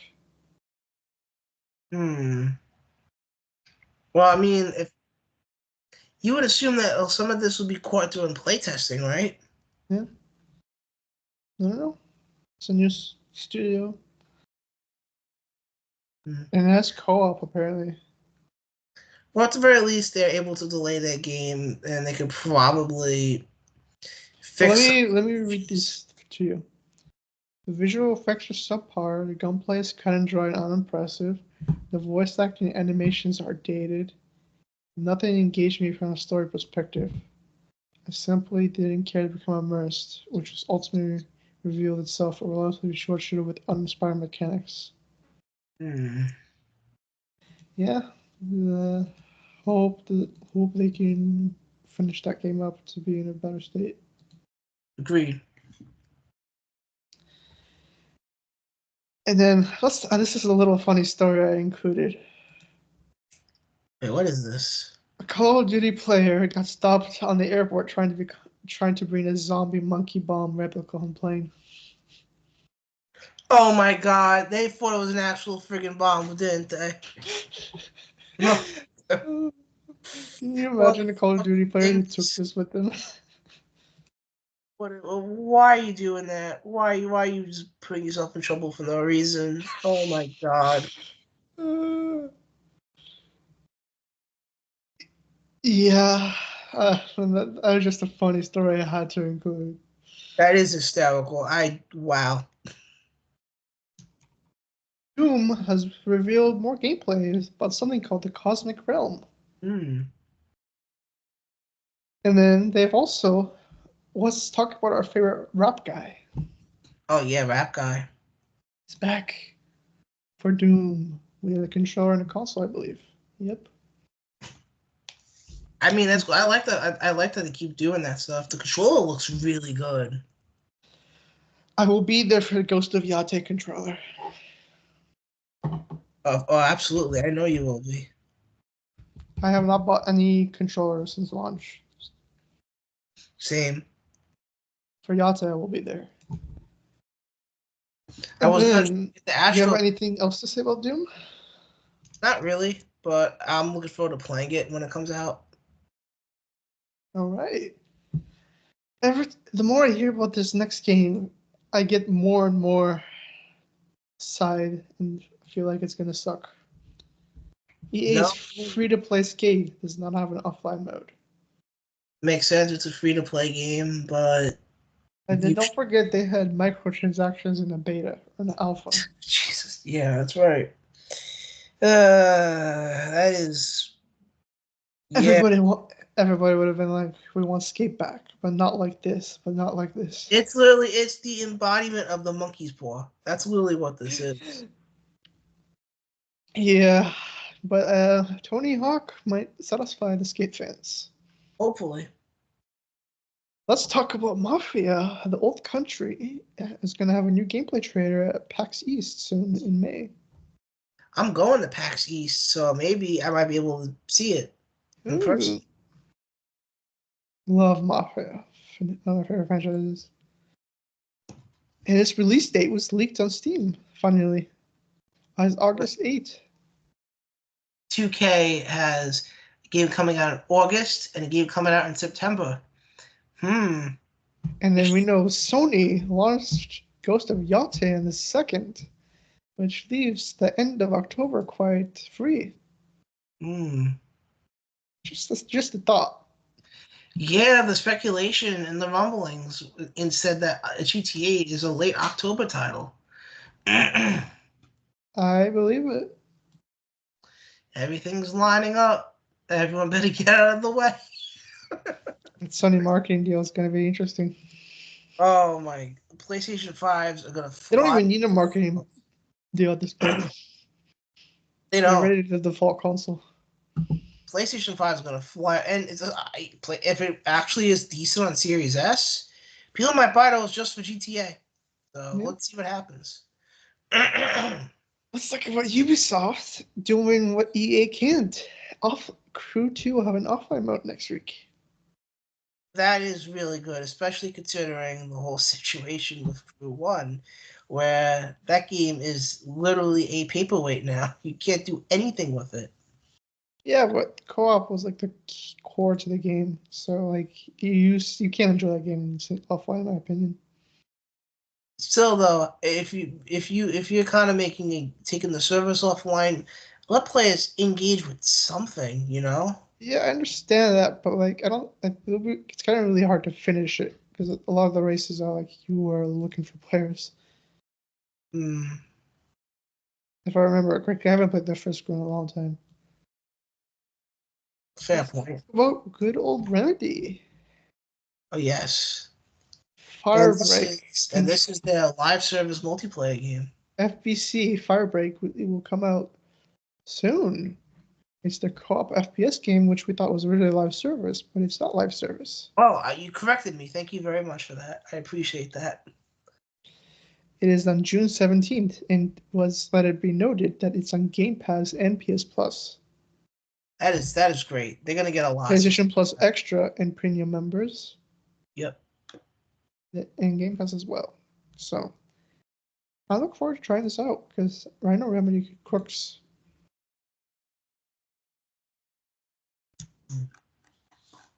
And I really want to get into Control. I need to give that game another shot. I gotta just get into their games in general, to be quite honest. There's a lot of games I could try. Max Payne remake soon. Oh yes. They're making a Final Fantasy VII Remake Part 3 has a number of voice actors recording lines for the game already, indicating that enough progress has been made that they're just doing recording stuff now. Yeah. And then you can see it for PS6 launch. It makes me wonder. They're going to do cross-gen for sure, though. Oh, absolutely. Because you know how Square Enix is desperate for sales. They have to. I wouldn't be surprised if they do what they can to make it work on Switch too. Mm-hmm. Now let's talk about the biggest story of all. This is all you. Ghost of Yōtei has come out of randomness with no marketing at all. No state of play, no event, just a random Wednesday morning. I woke up and I had tags in the Discord. They have released a trailer that has revealed the premise of the game and the release date. Yes, and apparently the premise, from what you said to me, is very Sly Cooper coded. Yes, it is literally beat for beat Sly Cooper. The Fiendish 5, the Yōtei 6, the come to as a child and kill your family. And in this version, they pinned her to a burning tree with the katana.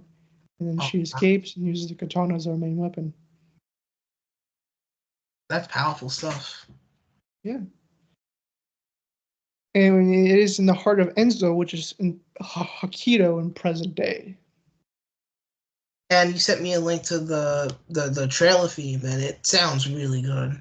Oh, yeah. It's not the trailer, it's the main theme of the game. Okay, main theme of the game. It sounds really good. And it says her story begins with vengeance, but there is more to her journey than just revenge, and she'll have a new sense of purpose in the end. If it really is like Sly Cooper, is she gonna find her Bentley and Murray? One interesting aspect, I don't know if you watched the trailer, but at the end there's this strange transition between like a child Atsu. And the blog mentions this new mechanic about exploring the past. And I have a theory to this. You know the levels in Rift Apart where it was like two versions of the same level? Yeah. My theory is you can seamlessly switch to a level as like child Atsu and look for clues on your targets. That sounds interesting. So I think this new mechanic will end up being for certain areas you can like switch to child Atsu into the past version of this area and look for clues. And also, in Ghost of Tsushima 1, you're only limited to Katana, and you have a bunch of new weapon types here. So that is looking forward to seeing that. And you can build a campfire anywhere in the world to rest under the stars. Oh wow, are those like war points you can go to? I don't know, you can just like sit down somewhere and create a campfire. And the game will be non-linear, meaning you can kill targets in any order you want. Which I am kind of skeptic about because I've seen how Ubisoft games have struggled, but if anyone can do it, Sucker Punch can. Sucker Punch, they never really did this with the Sly games, and I don't know. And from what you said about Ghost of Tsushima, they didn't really do that with that either. They kind of played around with it in a way in the side quests. They have side stories, I think, right? Had things called character quests. And how they did is there's 3 acts in Act 1 you got all 3 quests at the same time and you chose which one you did first. So it's kind of an evolution of that, I think. That makes sense. Yeah. And then there's also an interview with the directors, the co-directors.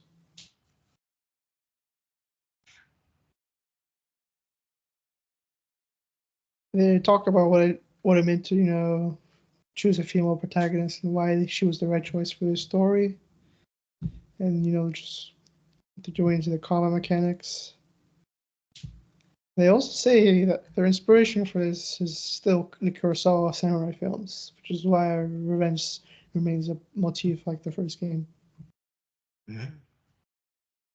And funny, I found this one interesting tidbit is Ghost of Tsushima has been out for several years, so spoiler warning, but there are 2 endings. And the directors say that both both directors, they were split in the ending. So that's kind of interesting to see how even they were split. They say like they usually never really disagree on much, but that was like one of the things that they really differed on. That's interesting to hear that because it reminds me a lot of the Infamous games where it's very Infamous like with that ending choice. Yeah, I don't know if you finished it. Infamous 2, I remember the ending of that being really interesting. Like the evil path, you have to do some really messed up stuff at the end of that. Yeah. And then that's it. Ghost of Yōtei is real soon. And I expect to see it in the future rumors to play. Absolutely, but I just gotta say though, I find this drop of the trailer very suspicious. Makes you wonder if there's a state of play at all. I think there's a state of play, but I think they got that release date just they figured out really recently. I feel like they talked to Rockstar very recently, got the show down.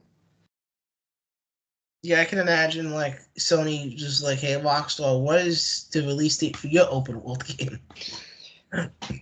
And I just find because you never see Sony drop a random trailer out of nowhere.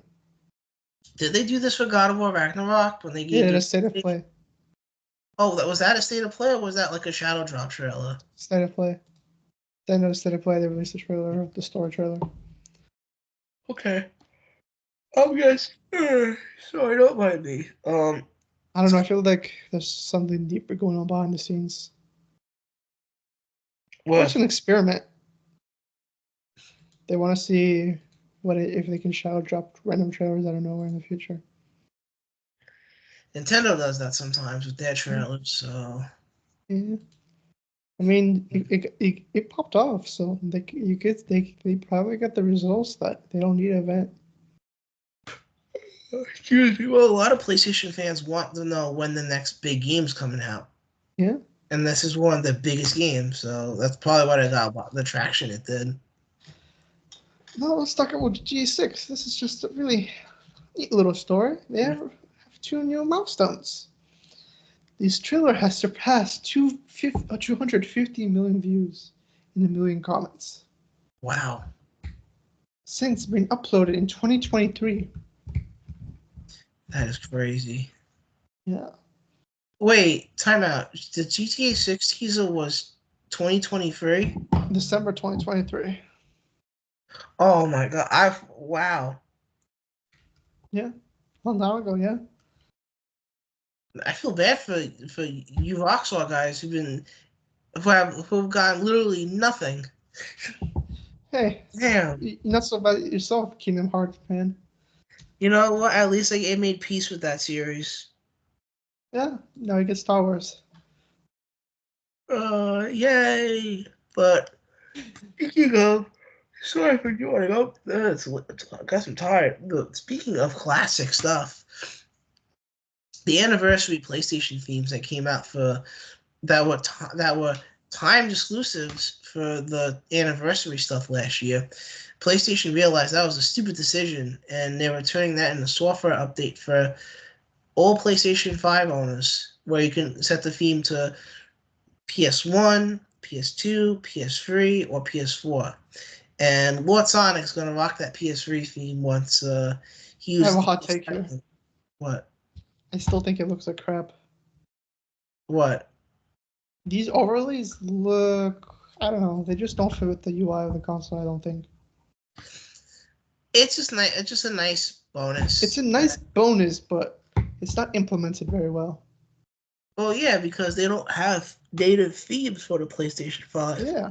You're just obstructing a bunch of things, and then it's just not good. I think it makes the UI look like crap. Well, they made a UI with. It's just a JPEG. It's not like you're in a moving picture. Because I like the PS3 thing would move, the way it does when you press the home button. I think. Oh yeah. Yeah. I rocked that in December. I had the PS3 theme, and after a Yeah. while, it got really old, and I just turned it off. I love the PS3 theme. I do, but I don't think it looks good on the PS5. Sorry. So speaking of things that look good, though, Assassin's Creed Shadows was a hit. It was one of the best-selling games in March 2025. Grubbs is crying in the corner. Mm-hmm. I'm happy they deserve it after all they went through in 2024. Absolutely, man. Like all the emotional beatings that team has gotten because like prick grifters want to get attention is. I'm so happy they got success. They deserve it. Yeah, for sure. There's like 10 studios in that game too. Now, my co-hosts might not like this story so much. Oh, absolutely. Kingdom Come director, the legend, Dan Vavra, the creator of Mafia, says he thinks AI can help him release more games, as I've argued before that it can be a useful toolset. In an interview with the Game Business, he talks about the development of Kingdom Come Deliverance that has been praised by critics and fans alike. He revealed that the final 12 months of the game's development were tough to him due to serious health issues. During that struggle, he admitted he needs to slow down a bit, showing frustration with how long modern games take to develop. That led to hope AI gets to the point where it helps the development, leading to releases in a shorter order. There's more. It really annoys me that games take so much time because I have more ideas than I have time, he said. there are a couple of projects that I would love to do, and I would love to prepare them properly. So it's not as chaotic. I hope that the AI revolution will help with this, where in the future we will not be replaced by AI, but helped by AI, so a lot of things could get easier and faster. He continued, it would be great if this would happen. I have a couple big ideas that I would like to make. They require a lot of time preparation. A couple projects, in my opinion, have a big potential as Kingdom Come Deliverance. Mm. As I said, and he says too, AI doesn't need to replace us, but it can help us if we let it and not abuse it. It's all about using it ethically and correctly, and it's just a matter of can we trust people to use it like that, and I suppose we will see. That's you're always going to have bad actors. I mean, it's just always a thing. I mean, there's already actors who like steal people's assets and upload game, like these fake games to Steam. And PSN. Yeah. Or like people who copy games, just like copy the name and it's not even the exact same game. Mm-hmm. But yeah, I think it can be a tool and it just needs to be carefully implemented. Although, I don't know if you saw that Microsoft thing where they had like...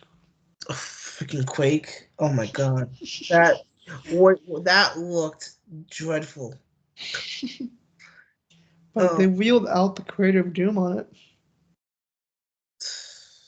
But I think he has a point where this is just how it looks now. Imagine what it'll look like when it's perfect. Let's not think about that right now. AI doesn't have to be the doom and gloom. Because as one would say, it's inevitable. But we're not quoting Thanos here, my guy. Let's move on to Ubisoft doing a pro-consumer thing and giving a 3-hour demo, a 3-hour demo for Star Wars Outlaws. It's not the first time they've done this, by the way. Back on the PS4, they also did it for Watch Dogs 2. Wonder why they're doing this. You mean the game that's destroyed at launch and financially? Oh yeah, you're right. They've done a lot of updates to that game to make it better. So Star Wars Outlaws is the reason games are day one on Steam from Ubisoft. Yeah, and speaking of Ubisoft, the Skull and Bones is becoming the pirate game we all wanted, aka Black Flag 2, because they're adding actual on-foot combat into the mix. But it's like nothing really too special. Yeah, but it's nice that that's even something that adding post. I'm kind of surprised this game has survived. It has an audience. It doesn't have a big audience, but it has an audience, and it reminds me of. It would be really cool to see them have a No Man's Sky moment. I would love to see that too, especially since this took so long to come out. Yeah, it would be really good. It would be really great to hear that they turned the ship around. Yeah. I just realized I made a pun. Yeah, they're also the same Singapore teams working on that Black Flag remake that might release this year. Maybe that's why that's another reason why they're adding it. Yeah, it's definitely. I suspect it's an asset port. They're doing combat for the remake and they brought it over to Skull and Bones. I mean, why not? Yeah. Let's talk about Blooper Team. The redemption arc continues. Oh yes. They have Chronos New Dawn gameplay, and what it looks like is Dead Space in 1980s sci-fi Poland. Nice. Yeah, I really hope this game works out because it looks really cool. This premise. It does. One of the writers on Lords of Gaming, Don Otaku, tackled the press release for this, and it looks really good. And I'm so happy that Blooper Team is continuing, like you said, their redemption arc. Yeah. Xbox probably would have been, or like, why didn't you make that a redemption arc when we gave you a bag? Hey, you know what? Better late than never, right? Speaking of Game Pass. Oh, you love to hear this. Is not for everybody, says Phil Spencer. Yeah, but it is for me when I got that $1 back. Well, absolutely. You paid nothing for South of Midnight. And I'm glad to, because I don't even know if I don't think I'll ever even play that game for free. Wow. You know what? I don't have any comments for this other than, well, I actually, you know what? I do. But actually, I have a deeper comment. Hmm. Let's look at, like, for example, Oblivion. I'm gonna say that average person is gonna spend between 30 and 50 hours on that game, right? Yeah. I don't know. Maybe the average person takes half a year to beat that. To do all of Oblivion, let's say. Yeah. I mean, wouldn't it just be cheaper just to buy the game instead of having a whole service of games that you're just not going to touch? I mean, you have a point, but the appeal of Game Pass is you get like access to every first Yeah, party but Xbox my game. argument with Game Pass is they're not supplementing it with short games. They're supplementing with very long games. Well, I mean, South of Midnight was a short game, Yeah, but if you look at Starfield, but that's the model. Doom, I hear is going to be like 30 hours. Well, the thing with Game Pass is it's like I just said, it's the first party lineup of Xbox, and what you're getting into a Game Pass is you're getting like quality day one releases, and you don't have to worry about like paying $60 to $80 for each game that comes out. You're saving a lot of money with that. Like, I'm speaking for myself as someone who stacked up on Game Pass and doesn't have to worry about paying the normal $20 a month situation. It was really helpful just being able to just immediately get access to both Clair Obscur and South of Midnight What's this Clair month. Obscur is like 35 hours. How You long know how long the does it take? you know the point I'm getting at though, man. Like in I the long know. And run, I'm also arguing the games aren't optimized for Game Pass. you're right about that. But if financial perspective, in my case, it paid for itself, and I'm really happy with it. But Yeah. in your situation, you're talking from somebody who did not stack up, but somebody who's paying the $20 or so a month. Yeah. And in that perspective, you do have a genuine argument. But for people Yeah, who but your stack up is going to expire eventually. What happens after that? I don't let it expire. I figure out a way to keep that train going, my guy. Yeah, until Microsoft, is not Mr. Nice Guy anymore. Well, you know what? That it doesn't matter. I'm fine. But Are you going to pay $20 a month? No, at that point. I mean, at that point, I'm so At that ingrained. point, it's going to be $30 a month, pretty much. Then I think your argument holds a lot more water if the subscription fee goes to like 30 or 40 a month. That at that Yeah. point, you're better off just buying the game. Right Yeah. now, I These, think these prices are good for now. But it's not going to last. for now the pricing makes Game Pass a really good value. But in the future, when the price goes to 30 or higher, that's when the value proposition definitely transitions to just buy the game. It really just depends. And especially right now, as things get more expensive, if Microsoft holds the line, so to speak, and keeps that $20 price point for an extra year or two, then it's a good service for people who can't really afford multiple games a year. Yeah. But again, I will agree with your argument. What you said about it's better off just buying the games when the price goes to 30 or higher, because at that point, 3 months of Game Pass, you can buy two of the games that are on the service that you really want to play. I mean, I will argue that when Elder Scrolls come out, it makes no sense to get it through Game Pass. Elder Scrolls 6, Oh my god, that game's gonna be huge. like, which is that's kind of like a lot of people bought Starfield through Steam. That's another point too. Microsoft doesn't have Game Pass integration with Steam, so Yeah. if you want to take full advantage of the game on PC, you can't with mods and everything, you gotta buy it on Steam. Oh, you know what'd be funny? What? when the next Xbox comes out, everybody on the let's call it the Xbox Prime. Yeah. Buys Elder Scrolls not through the Microsoft Store but through Steam, Oh my god, that would be so funny. and they get like none of the revenue. They only get like 70% of the revenue. And they're like, and they're just sitting and like, the dog meme of being right in like the room on fire. This is fine. If we didn't add Steam to our console, we would have 100%. The Xbox, more like the Steam box. Am I right, guy?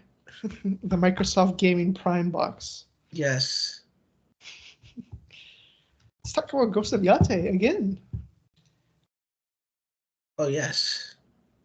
Shuhei Yoshida has said when he playtested it, he called it a bug-free and completely playable in the early stage of development. I am not surprised. Sucker Punch has always from the early stage of development had a playable experience whenever you try the game. It's kind of bug-free. Somehow the game doesn't even crash, even after they have changing the battle so many times, but still it always works. Always feels great. Sucker Punch is a good developer, so I mean, Yeah. this lines up. Imagine you've played their most recent games. Yes. You would finish them. Well, I'm on fumes right now. Let's not make fun of Robert. PS6 Portable can definitely run PS5 games, as the leaker clarifies. That makes me want PS6 portable. It's gonna probably come out with the PS6. Oh, okay. I was kind of confused for a moment. Then I'm like, okay, Because the handheld will probably launch next generation. yeah, that makes sense because at that point, like the So it's not die. going to be as powerful as the PS5, but it can run PS5 games. But it won't I'm be. guessing it's trying to think how that would even work then if it's not as powerful as a PS5. 30 frames gaming, I would assume. I'm guessing maybe it'll be a way they'll like the portable version will just have all the performance mode options just disabled by default. Yeah. Oh, you're gonna have it's gonna be like a PS5 during the PS6, I think. I don't know. I think it's gonna be I don't know, kind of how like the Switch 2 is working. It's between generations.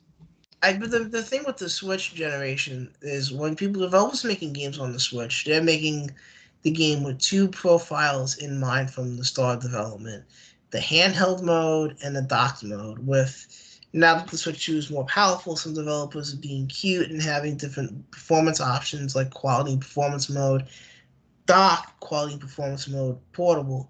So with this PlayStation handheld, it's probably going to have limited compatibility with the full PS5 library, but they're definitely going to be like Oh, by the way, he clarifies.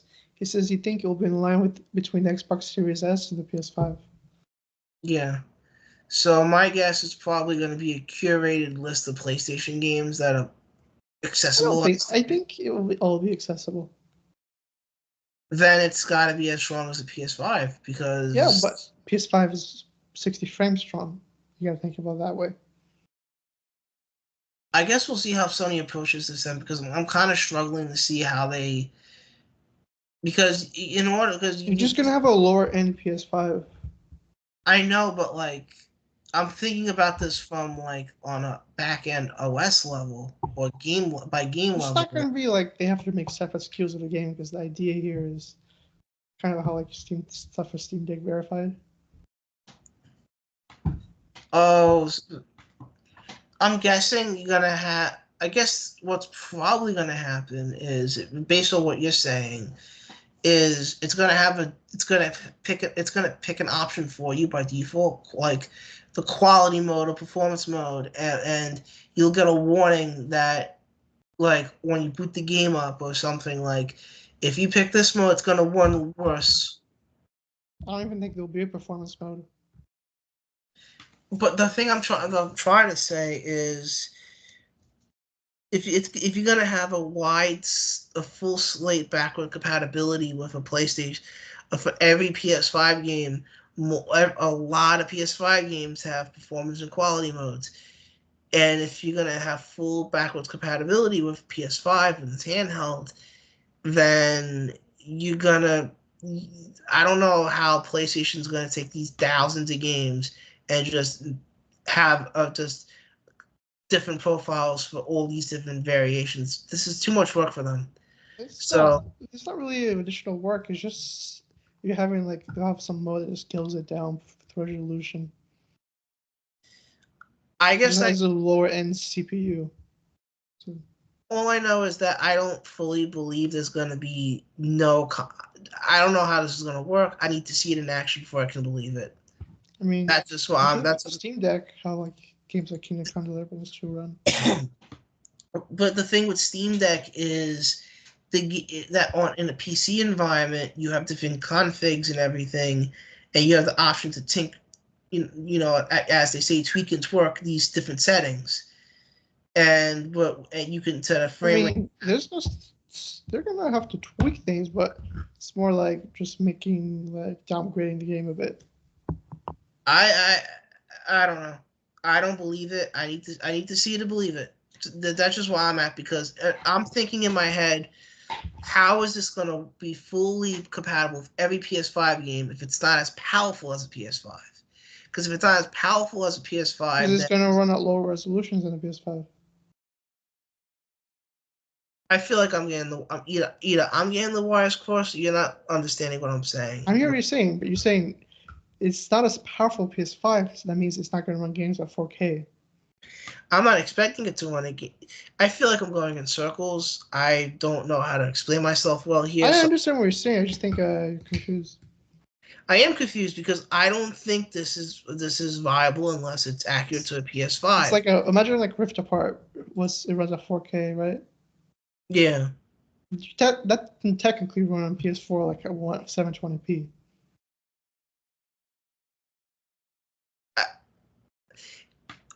My brain is hurting. Let's move on from this. I just don't agree. We'll move on. Agree or not, it'll come soon enough, and you'll see. We will see what happens, and I would love to my skepticism be proven wrong. Anyway, I don't know about this Zero Company thing. You take it away. Star Wars, the turn-based game from Respawn, is coming with some talent from Fire Access, I believe. They created this new studio called Bit Reactor. It has received some. So we've seen some stuff about it. Like it'll be around the Clone Wars era. It'll be like it's reminiscent of that XCOM. And Mr. Turn-based, what do you think? I don't really play what I don't. The only kind of thing I play that's similar to this would be 10 or so hours of Midnight Suns. But I like hearing that the Clone Wars era is being celebrated again. That's probably one of the funnest, most unique settings for Star Wars. So really happy to see that. Also, the one that's been done the most. For a good reason. But the Borderlands director blames COVID and Zoom calls for his terrible movie. Skill issue. Let's move on. Let's just skill issue. There's nothing to say there. Skill issue. All right. Come on, take it over, man. I know you want to talk about it. Alrighty. So PlayStation is going to be increasing the PlayStation 5 price in Europe, Australia, and New Zealand. And let me open up the article to give the a full breakdown. It's just these are for the digital editions, by the way. The physical edition remains the same. All right, thank you for. Remember, the digital edition was like $400. Yes. So when it says I'm taking this from the Insider Gaming article covering the story. So when it says the Australia price standard $829.99, sorry, $829.95. That is the price it is right now over there. Because it's like some of the prices. Okay, let's just go in order. Sorry, Europe, everyone. Europe is $4.99. Yeah, Europe is $4.99, while the physical version remains the same.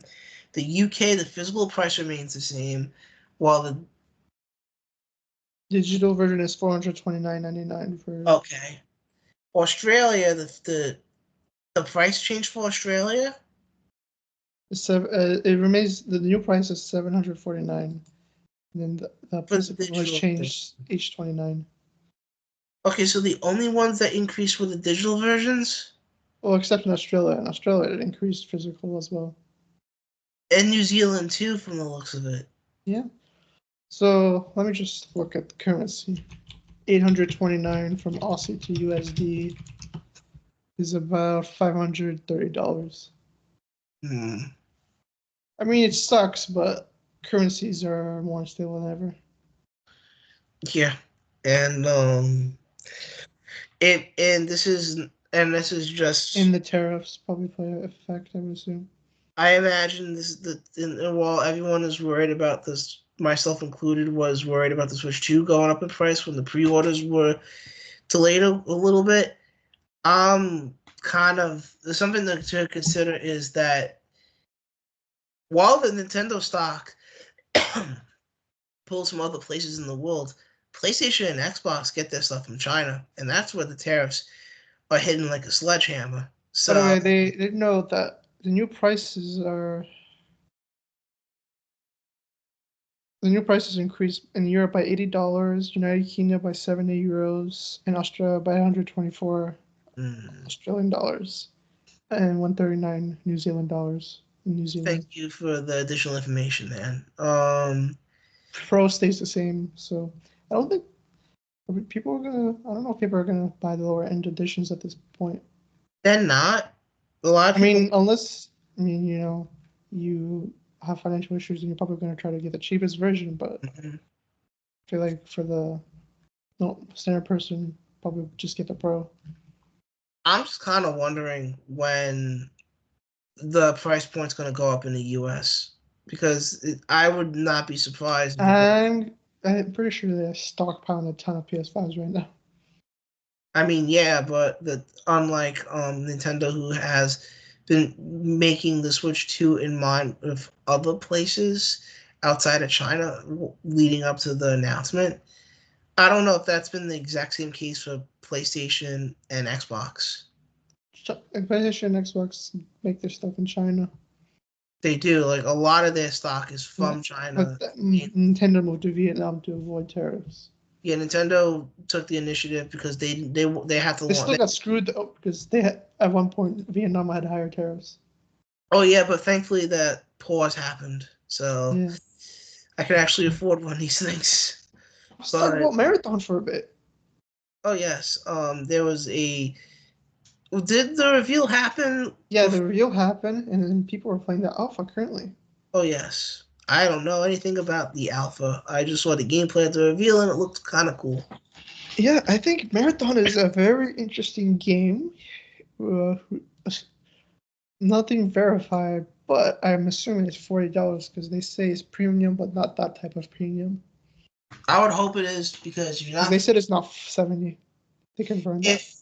if you're launching a multiplayer game and it's not free to play, please do the sensible thing and price it like how Helldivers was priced. Please.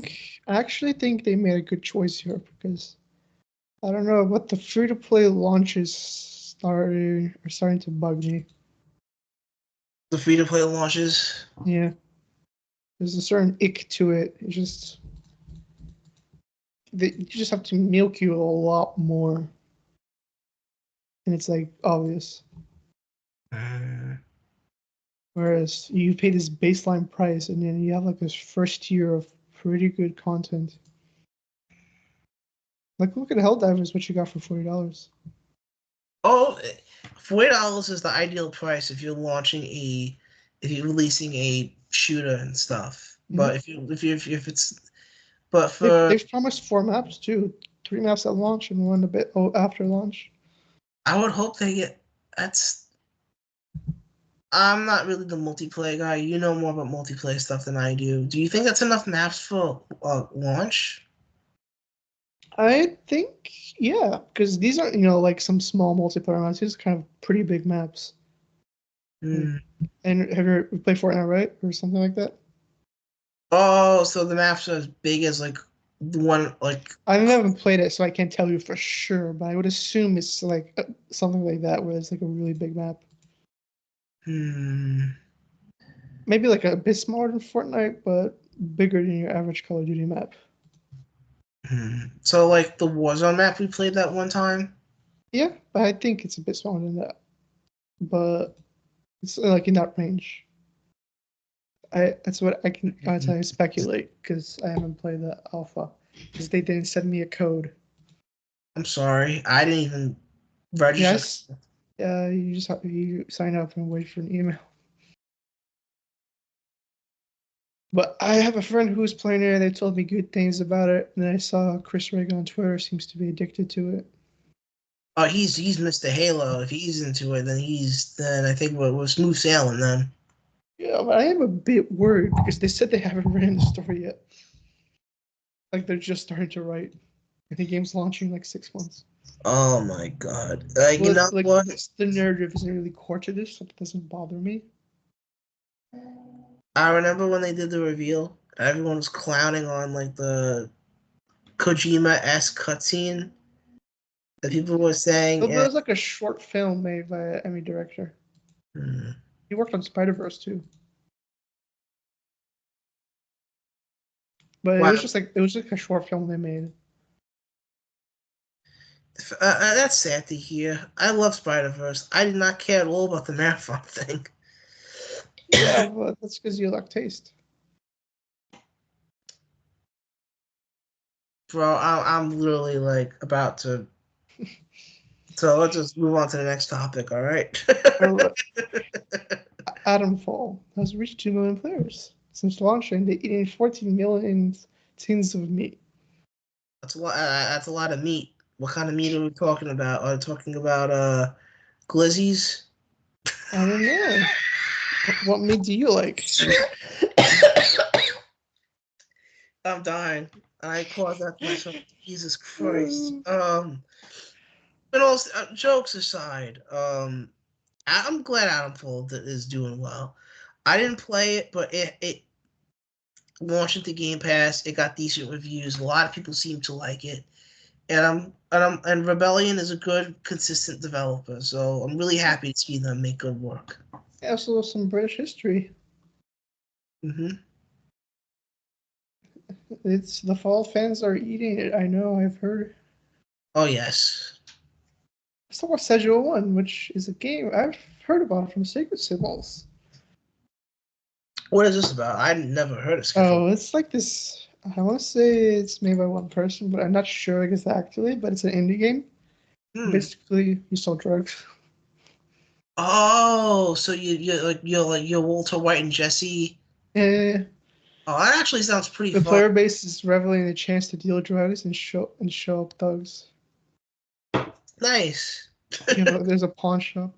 It's like a really creative game I've heard. And apparently, from the looks of it, And this is the first game. This is this company's first game. It's to comment that he may be aware there have been some games on PlayStation Store appearing over the past weeks. The name is Schedule One, wow. but those are not us. That typical thing. He said, "I love to port Schedule One to console when the game is the right stage for that, but I will not to schedule you well before it happens." Honestly, it's really good to see more indie games getting success. I love seeing that. Yeah, yeah. So I might check this out on PC myself. I might give it a shot too. I love the idea of Breaking Bad, the video game. I love It's that idea. basically what GTA Online does, but in like indie fashion. Hmm. I want to cover this one. I want to cover this one. This is making me up a little bit. So, I the figured last. you'd want to talk about this. I thank you so much, good sir. I really appreciate the blessing you have given me today by PlayStation yet again yet again, repackaging, reselling, remastering, remaking, See, this reconditioning. is where I have to Last push of back. Us. I got the Last of Us The Last of Us Complete Edition, which combines Last of Us Part 1 and Last of Us Part 2 remastered in one complete remastered, remade 358 over 2 days featuring Dante from Devil May Cry edition of the game. And Oh my cry. from the price of $109, right? I think it's $99 digital. okay. It's $100 digital and a little bit more for the physical edition, right? I think that might be the collector's edition, maybe. Because I know there's another edition where you get like some artwork. Yeah. And a letter from Neil Druckmann. Yes, saying literally what Todd Howard has told people nonstop about Skyrim. If you want this to stop being re-released, stop buying it. I'm just gonna be transparent. Like, this is obviously PlayStation trying to capitalize on Last of Us, HBO's Last of Us season 2. God bless them. Hopefully they make that money. I am just sick of seeing Last of Us. I don't want to see that name ever again.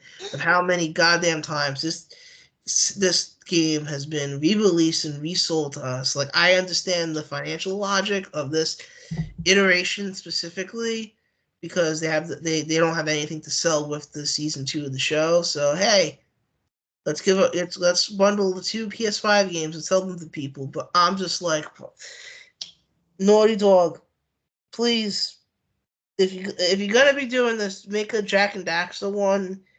There's a rare Jack and Daxter collection though.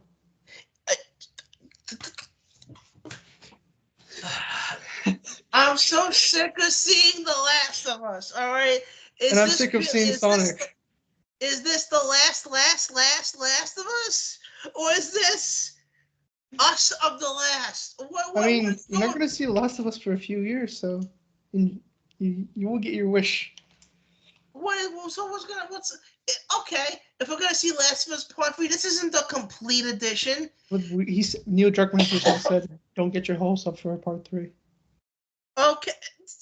So if we see more Last of Us, what's going to happen now? What's going to happen? We're going to get The Last of Us Complete Edition remastered, The Last of Us Complete Edition remade, Last of Us Complete Edition. What if they don't make a third one? If they're not making a film, what are they going to fucking tell us next time? I'm sorry for cursing, but this is ridiculous. Sorry, I'm being a bit extra here, but this is just ridiculous at this point. Like, I don't agree with it. Like, them repackaging the same stuff over and over again. But this is not a remaster or remake this time, though. This time, it's just putting two discs in the same box.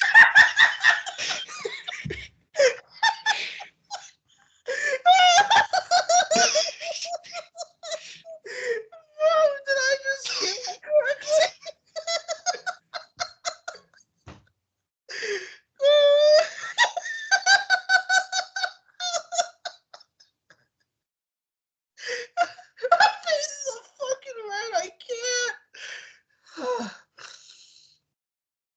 We got our clip. I guess we did. That's what I was saying before our game broke down. Oh my god! Continue. I'm dying here, man. Jesus. All right.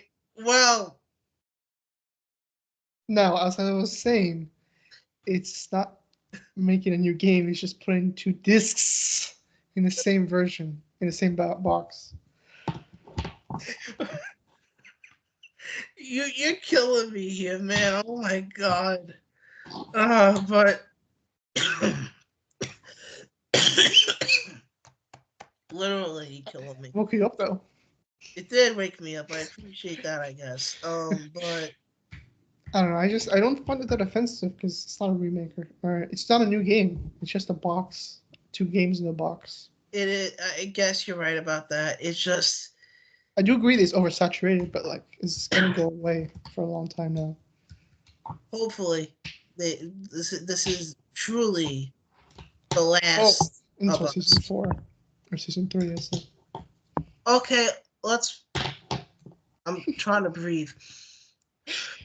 All right, what are they gonna sell us next? You don't have anything to sell because it's done, and there are no games in development at the moment. But you're saying this is gonna come back again. What are they gonna sell us next time? I mean, but the complete edition again. But it'd just be the same thing. They'll probably just keep a full price like Nintendo. You know what they can do? They can make The Last of Us Complete Edition anniversary. And it's just every physical. You get the PlayStation 3 version, the PS4 versions, the discs of those versions. That makes no sense. You know what? Nothing makes sense at this point anymore. I'm wow. Anyway, Ubisoft doubles down on players not owning digital games in the Crew lawsuit, and actually, I have wrote this is. What are you saying? And you said the article is disingenuous. So what do you have to say about that? I don't fully. All I know is that Ubisoft. All Ubisoft said legally what a video game means. A video game is legally a license to play a game. That's what the legal definition of games are now. Oh. All physical games and digital games are simply a license. So there is no claim here. It's just the legal definition. I have to drink water. I'm still dying. Bro. Yeah, yo, that was before. I can't. Anyway, It's just a slight slip up. I know, but I just lost all composure. Yeah. But the horse I left on the podcast so far. Hopefully this happens again. Next time it'll be you doing it. Yeah, exactly. That's how this typically works. But yeah, at least I don't know. I mean, it's how games are. You don't own any game. You only own license to play them. Unless you join the Skull and Bones crew and sail the seas, but we don't endorse that on our show. But you still don't own it because you stole it. We don't endorse any of that on our show, but that's some. What's that Sonic emulation being like? I don't know what you're talking about, but let me just see who this are. Abubakar Salim was the actor of Bayek and also the director of Zell from last year. Oh, he's awesome. Yeah.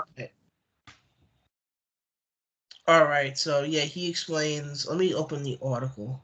Hopefully, my laptop is cool with this. I can read the quotes. I can read this. Okay. Might scroll down to the bottom because they kind of bury it. Let me see. I think because it's mainly the article. Okay. I think this is the quote.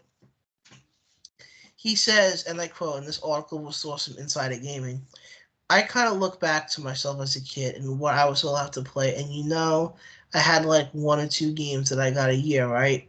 Now I'm in a position where I'm able to play more, but I think about the kids of today and what they're able to play and what they have access to, and I think, the reason why we made Zao $20 was because it was like, what's the price of pizza? What's the price of something that you'll get mates around and enjoy and have an experience with? That was essentially where that mentality was. And he also adds, in addition, people kind of forget that accessibility also accounts to socioeconomics, money, man. We're in a tough time at the moment, so why make it harder and have that bar eventually be so high? Yeah, I was a bit upset about the price changes in reference to Nintendo, because Nintendo's a family game, and Nintendo's a family genre. It's a family platform. And a lot of this price discussion was brought into place because of the Mario Kart world price point of $80, and he's right. I think that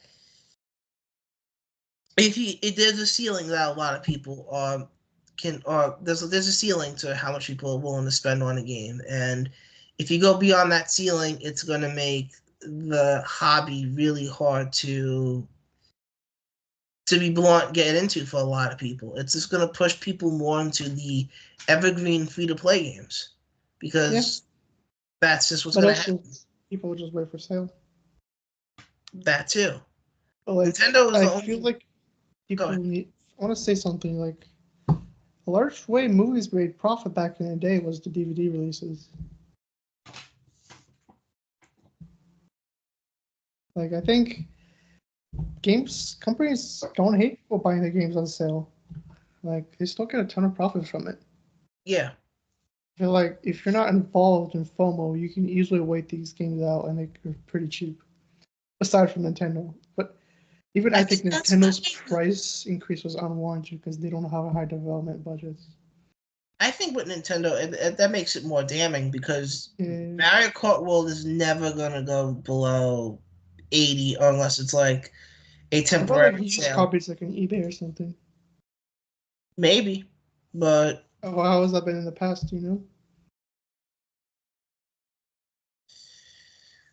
But he's right. Games should be accessible, and it's. I agree. I don't think it's like a one rule for every game. I think certain games should definitely be accessible. Yeah, I agree. It just depends what the game is. But I think, with Nintendo, it is damning because I don't think it's warranted at all what they did. No. I think they just broke the ceiling. I think honestly, I respect Nintendo. They know all these suckers will buy it, and they're smoking it for all they're worth. You're not wrong. That's a sad part. You're not wrong. Everyone's complaining, but look at the pre-orders on the Switch 2. It was almost impossible to find one. Yeah. I feel like vote with your wallet, but they're not going to vote with their wallet. But a new breakout hit that was on PlayStation Plus Day 1. Blueprints. I think it was also on Game Pass too. I'm not sure. Oh, I didn't know that. That's good to hear too.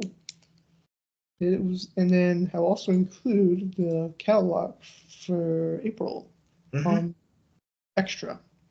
Hogwarts Legacy is part of it, I think, right? Yep. Lost Records was also a Day 1 game. I think that's the second episode. That's what it was. The first one was on it before. And then Battlefield 1 as well. Ooh, and some more stuff on the premium side of things as well. Alone in the Dark 2 and War of the Monsters. But for War of the Monsters, specifically using the updated PS2 emulator. Yeah, and Blueprints has the same score as 33 Expedition as well. Love to see it. Yeah. It's a roguelike house game, if that's how I've heard it described. It's a lot of puzzles from what I saw, so... Yeah. I'm not going to play because I don't like roguelites, but will you play it, sir? Not a big puzzle guy, so I don't know. I feel like your temperament is very quick. Yeah, I'm quick to get frustrated sometimes, so that's not really a good idea for me to play a game that makes my brain start melting. But Outer Worlds 2 will be the Xbox Showcase Game of the Year. The Developer Direct, or not the Developer Direct, the Showcase Direct. It's interesting considering they have the IGN first with that too. That's probably because Fable was supposed to come out this year. Yeah, and they decided, you know what, we're going to put Outer Worlds 2 in that mix.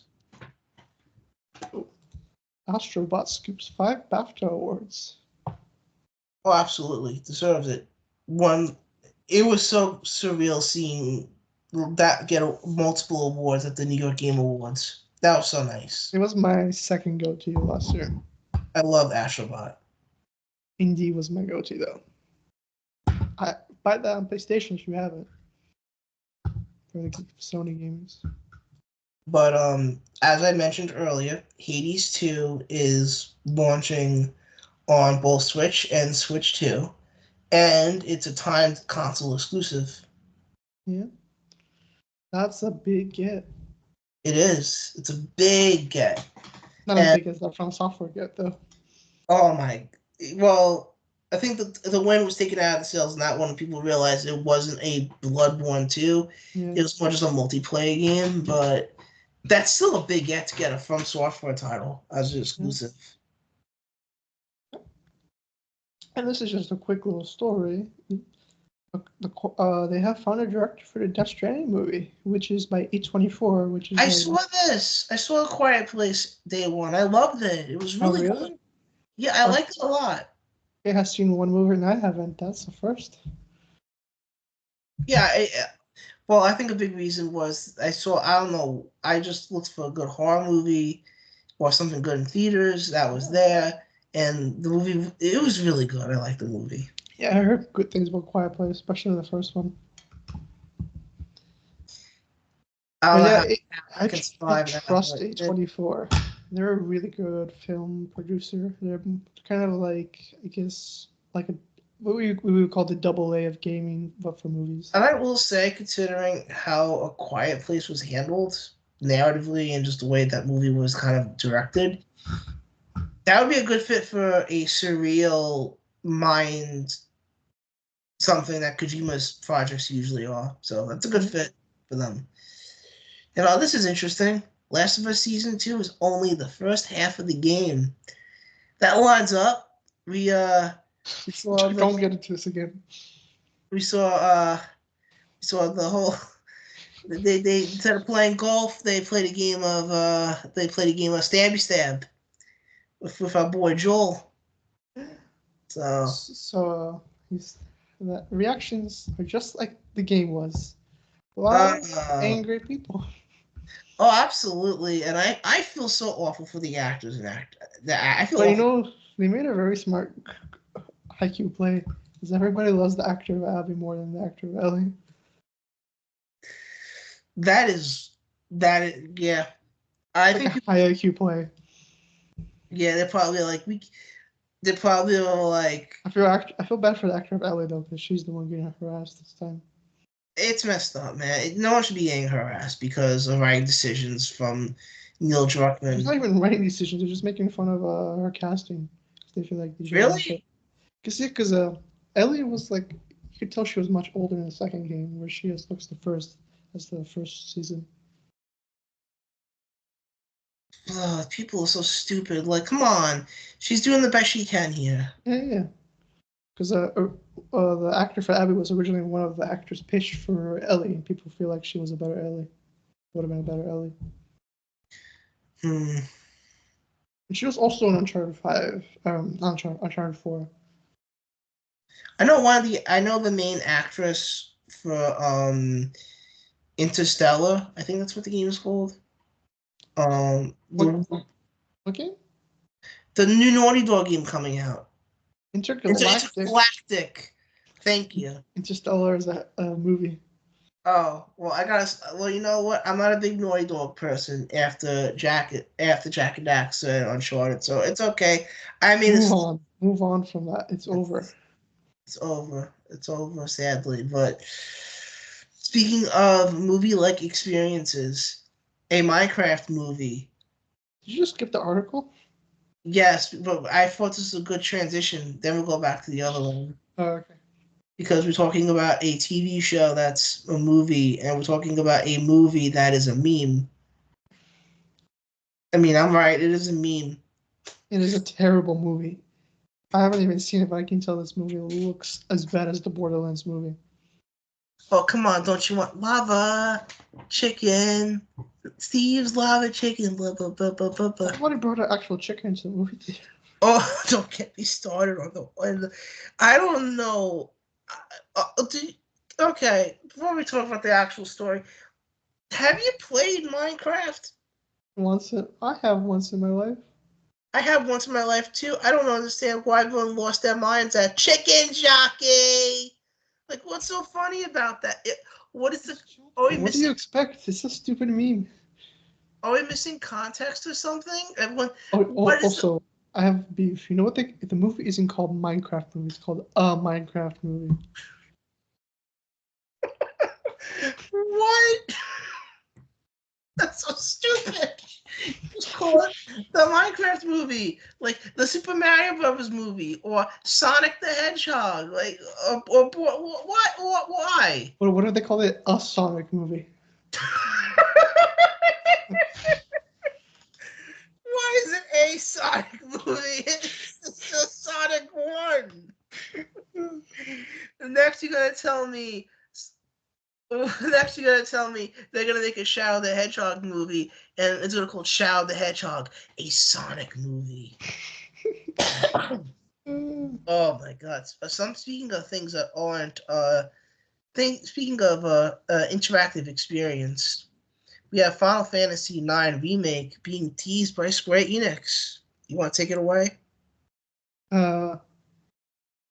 Uh, cool, I guess. I'm not a JRPG fan, so I think this is more of your wheelhouse. Alrighty. I was trying to, because I just speed ran for you for trying to make a Minecraft meme, whatever the hell.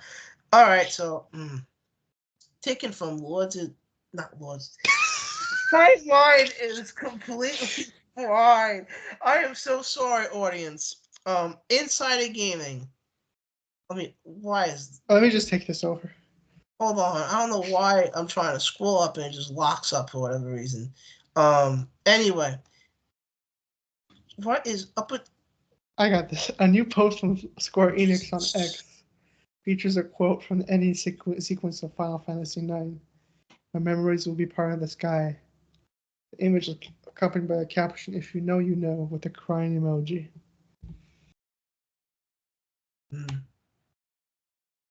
Happy for Yes. FF fans. Will you be there if it comes out? We'll see. You're not an old Final Fantasy fan? My first proper Final Fantasy that I played start to finish was 16. Fake weeb. I'm not a fake weeb. My RPG of choice is Persona. But before you even make fun of me about that, let's move on to the next stories. Speaking of turn-based, Oh yes, a Rainbow Six turn-based game is a tactics game set in the Rainbow Six universe is coming. What do you think nice. about that? I think it's a good idea because with Rainbow Six, you have a lot of you can lean into like the operatives from Siege and all these other things. And if you want to pull from the larger Tom Clancy universe, you could pull from Splinter Cell and Vision. So you have a lot of options for different classes and stuff. Personally, I'm not into turn-based. I don't like this DVD menu gameplay. Wow. Anyway, exclusive new Deus Ex game was pitched by Adios Montreal, And it was not greenlit. it was not. But considering how They called it too niche. honestly, as much as I would hate to disagree with that, it's to make a proper Deus Ex game, you need a big budget to make the interactive worlds and everything, and you don't have Embracer money. and the owners of Deus Ex now or Embracer, if I remember correctly. Yeah. And they don't, and they're kind of so it's not really that the game is. They have been pitching to external partners. In that case, then I'm surprised this hasn't been picked up They've yet. been pitching the new game regularly, but it hasn't led to any commitments. Well, at least apparently Adios Montreal was a support developer for. Also, they say, to make it clear, this is different from the one that was canceled by Embracer in 2024. Oh, wow. Yeah. Well, hopefully, games get pitched often, so I'm pretty sure they got another idea in the back pocket they could pitch. That could. Yeah, I think they're assisting on. They're not assisting on Fable. Who are they assisting on? Did they assist with Avowed or a Perfect Dawn? No. Perfect Dark that was, I think. No, that was Crystal Dynamics. And then they're So assisting with Fable. They helped out. They're assisting with Fable, if I remember correctly. Yeah. So at least they're busy with something. Yeah, but that's gonna come to a close soon. So like, what are they gonna do next if they are still pitching games? Fable DLC ? I worry for that studio. I They don't know. had like a canceled Stranger Things game too. Oh wow. Let's go into why, which was like a new Sims game created by some Korean devs from Krafton, also the owner of Hi-Fi now. Oh yes. I It never heard has of reached 1 million units sold. I never heard of this game before. What type of game? This is early access. Oh. By the way, Is it like one of those first person type of experience multiplayer games with people? No, it's like The Sims. You ever heard of The Sims? I know what The Sims are. Yeah, it's like The Sims. Like exactly like that. Oh, that is so cool. Yeah. I'm glad to see that. But it's like way more deeper. So yeah. That's cool. Yeah, and they're gonna keep updating it. That's awesome. Yeah. I hope Krafton continues because they got some cool studios on their belt. They do. Like especially yes. RIP, what was the studio that made Callisto Protocol? Are they still around? They've been like shrinked very much. I think the director left, like who made the original. The director did leave. I remember hearing that. Yeah. Let's talk about Ubisoft trying to copy Apex Legends because it's dead, which I wonder why it's dead. It's dead because the genre is falling, bro. Yep. Another Ubisoft trend chase, except they're chasing a dead trend. They want money, man, and they're gonna try to find whatever they can. I don't know if you remember, but they had that sci-fi battle royale game a couple of years ago that also died instantly. Didn't they also X Defiant, right? Yeah, last year. That was a crossover with all the other Ubisoft IP, right? I remember one of the last things they released for that was like a Rayman like map. Yeah. That looked really cool.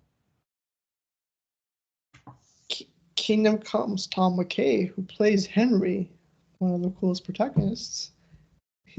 The game's success has a fever dream. I mean, of course it is. It's like no one really expected the game to pop off like how it did. Like obviously, people who played the first one. Obviously, people who played the first one knew the sequel was going to be great, but the game Kingdom Come 2 being like as big as it was, amazing, and everyone involved should be proud of themselves. Let's talk about Split Fiction. By the way, I forgot to mention I've also beaten that. Oh, nice.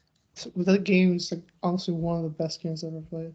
I've been on and off watching COG and I heard about that on the Fun Dude. Oh my god, he said the word glizzy, so that level, you probably played that level. That was my favorite level. That was surreal.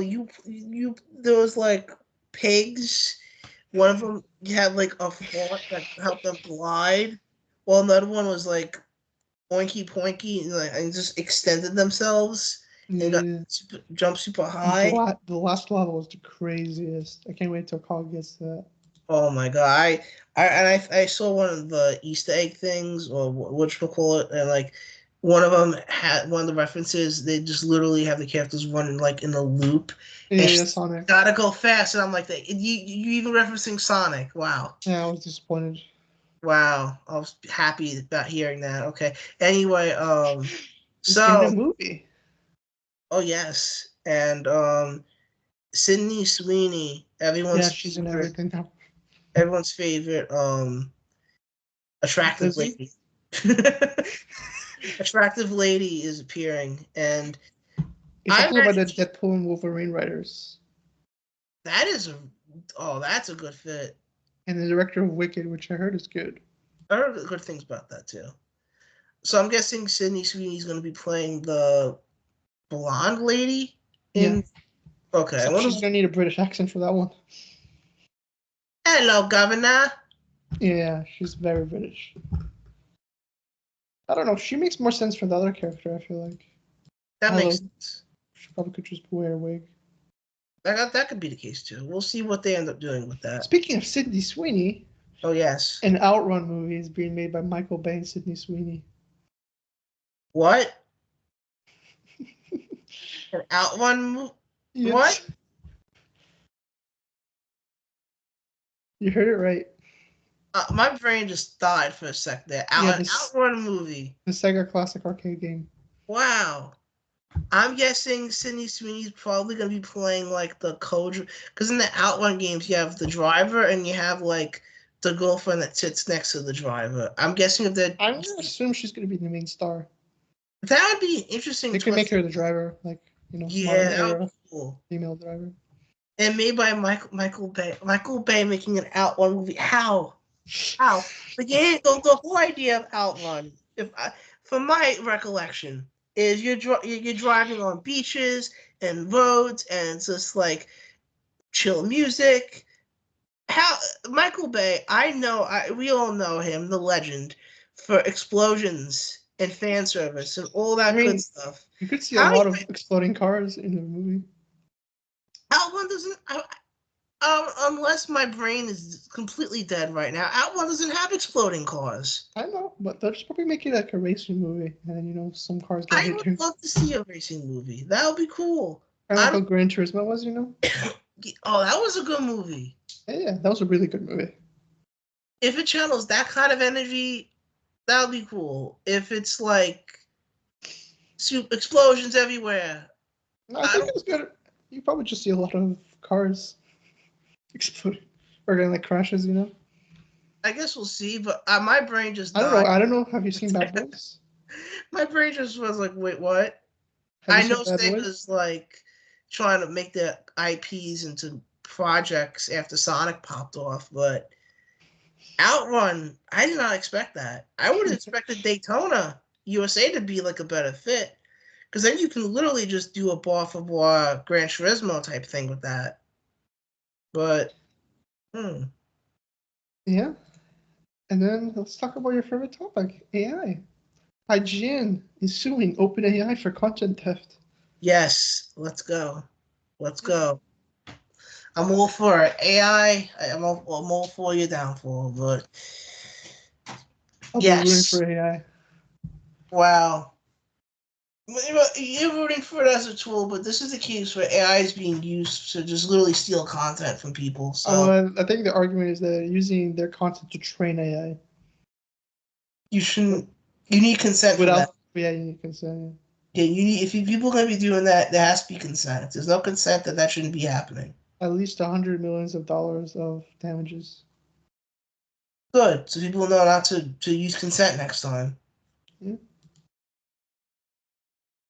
And then let's talk about this interesting topic. Renting PS5s.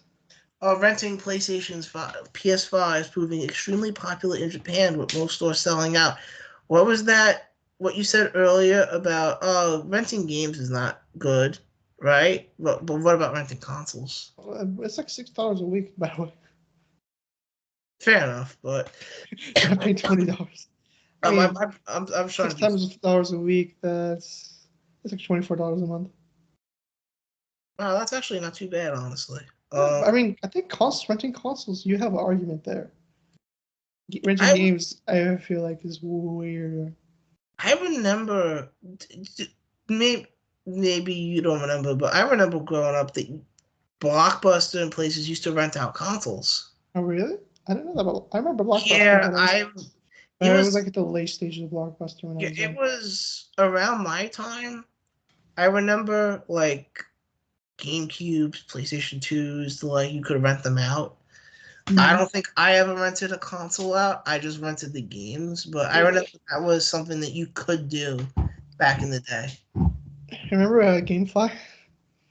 That still exists, actually. Oh, really? That's actually going to come in handy a lot as games go up in price. Let's talk about the Rocket League inspired game from the Cypher. I heard a lot of good things about this one. Rematch, which we were all shocked when we saw this as Cypher devs. It looks cool. $30. It's good price for something like this. And Game Pass. Nice. Yeah. And then Xbox hints Indiana Jones sequel. Absolutely. They saw those PlayStation numbers and went, yeah. Yeah, we know we were going to make a sequel anyway, but we know when you put Nolan North on stage. I mean, yeah.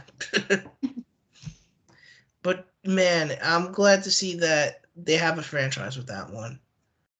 Oh, and this is I didn't hear about this. This is cool. So there's a Metal Gear concert happening in London? Yeah. Damn, that's sick. I love video game music, so This other story will disappoint you though. Oh. Concerts being canceled. Aww. The PlayStation concerts are being canceled and delaying others. Well, I remember hearing mixed opinions on the PlayStation console. Some people who liked it, other people are like, it's not super great. Apparently, the one in Poland has been canceled. I think that I don't know. What do you think? Did you see anything about the concert? I kind of forgot it was a thing, to be honest. I saw some footage of it, and the Astrobot melody was really cool, and the Uncharted melody, and I think they did Uncharted, but they didn't really do a lot from like older PlayStation. It was just predominantly the PS4, PS5 era stuff, save for the Uncharted 4 theme. Yeah, which is what I predicted. You'd be Horizon, Ghost of Tsushima. I mean, Ghost of Tsushima has a baller soundtrack. Oh, I don't deny that. Same with Horizon. I was just kind of hoping that we get more than just not that hot on Horizon. I think it's fine, but I think Ghost of Tsushima is really exceptional. The main is a Japanese composer. Like, they have really good music. Oh, I didn't even hear about this one. Wow. 50-year-old man is first in Japan to get suspended prison sentence for selling modern Switch. Let me just see this. I can read the full article.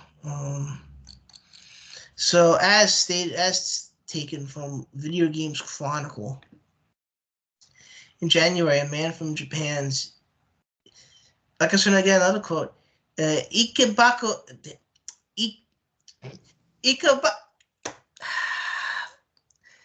Japan's Ikebaki Prefecture. That's way too late now. Was arrested on suspicion of violating the company's Trademark Act. Now, as reported by NTV News, the Koichi District Court has found the man, 58-year Fumiho Otobi, guilty. Otobi was given a 2-year sentence, suspended for 3 years, as well as a fine of 500,000 yen in U.S. terms, 33,500. Otobi, a transportation worker. Is it 33,000? Yeah. $3,500. Yeah, $3,500. Thank you. He was a transportation worker accused of gathering secondhand Switch consoles, attaching modified parts of their circuit boards. Why didn't you see the name of the city?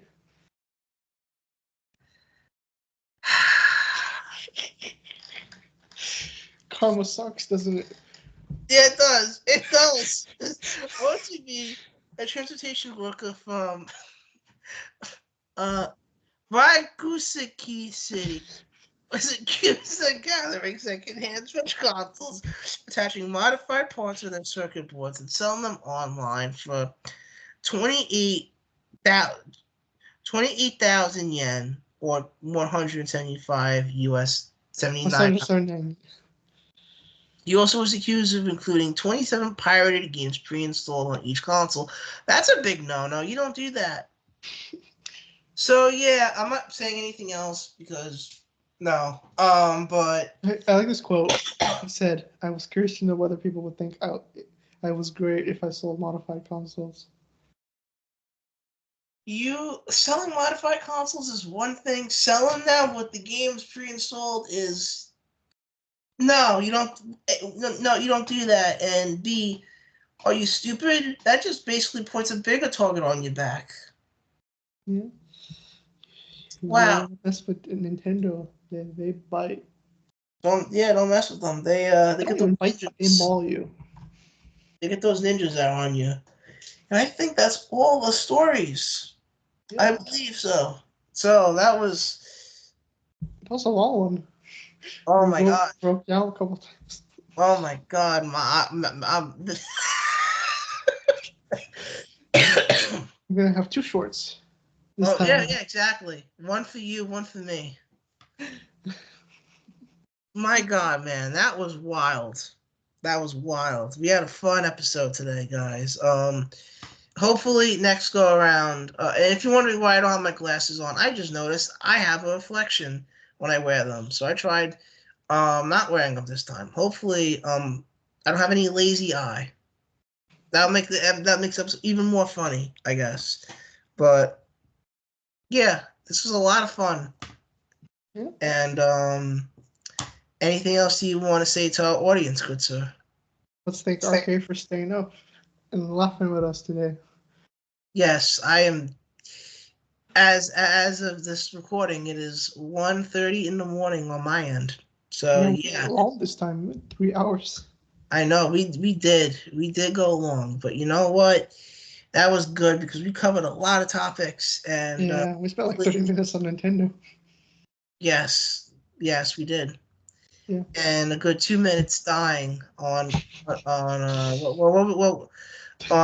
how many? What was in the case? Good sir, how many? This I don't know. I thought you said something. You said something else there. It's in the imagination. The imagination. Our audience will disagree. Yeah. Let's talk about the imagination of me, of you reading those Japanese cities.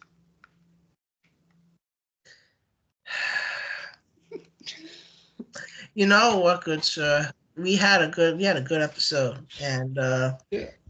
Stay tuned for next time when we. I didn't even make Sonic this time. What now? I didn't even make Sonic this episode. All right, yeah. Oh, right. Surprise news story before we leave, because you reminded me of it. You reminded me of this because you told me to put my boy on the congregation in Duke chat, I think.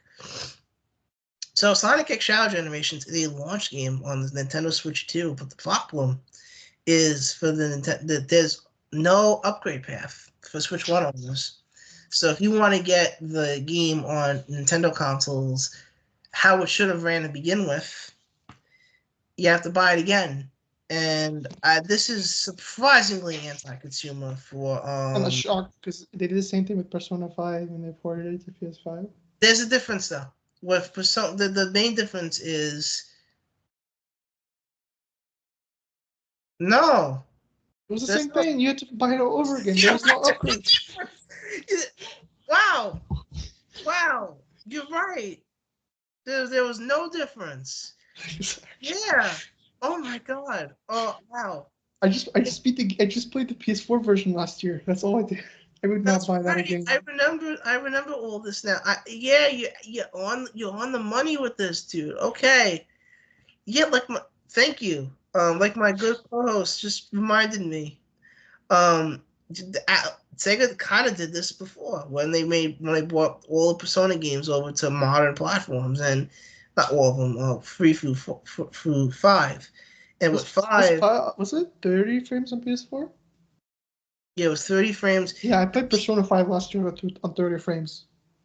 Yeah, the main difference between the PS4 and PS5 version is the PS5 version, it runs at 60 frames at 4K with 4K UI and everything. But the PlayStation 4 version runs at 4K with all the 3D models and stuff, 1080p UI, and 30 frames per second. So, and for a turn-based game, it's not the end of the world at all. Yeah, that's why I didn't buy it. It's not really a big deal. But with Sonic X Shadow Generations on Switch 1, I rented the game. My library has a massive amount of Switch games, and I've been trying to play those. And I saw Sonic X Shadow. I was like, you know what? Let's try this. I played it on PC. Surely they did a better job than Frontiers on Switch, right? Surely they did.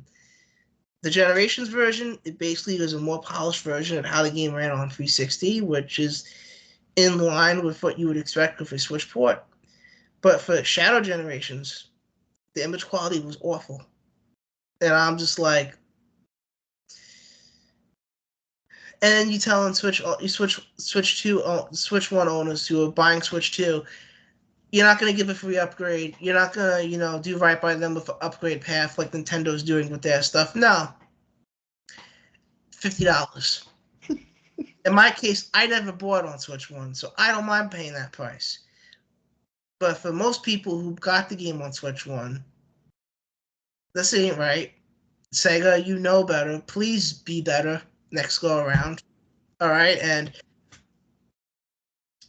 I saw. I don't know if this is gonna be in the video feed or whatever, but my good friend did a frowny face emoji thing, and I agree with that. I don't think what Sega's doing is right, and I hope that they, at the very least, offer an upgrade path. So we will see what happens when the launch happens, but expect all these Japanese companies, the scummiest of them all. It's Nintendo, Sega, Sony. Yeah. It's something. It's something, but you know what? I know what's more damning. 2K of all publishers is having an upgrade path for their Switch 2 version of Civ 7. That's wild. Yeah, my also, face 2K will be in October. I forgot about that. Yeah, my face is everything, doesn't it? Anyway, so that was a surprising news story. I forgot to mention that during the whole Switch discussion. So, and I'm sure my co-host here is happy that I'm giving my boy the slander for once. So, yeah. That's Sonic. Okay, Mr. Two Discs. How about we wrap up the show correctly? Farewell, everyone. And stay tight.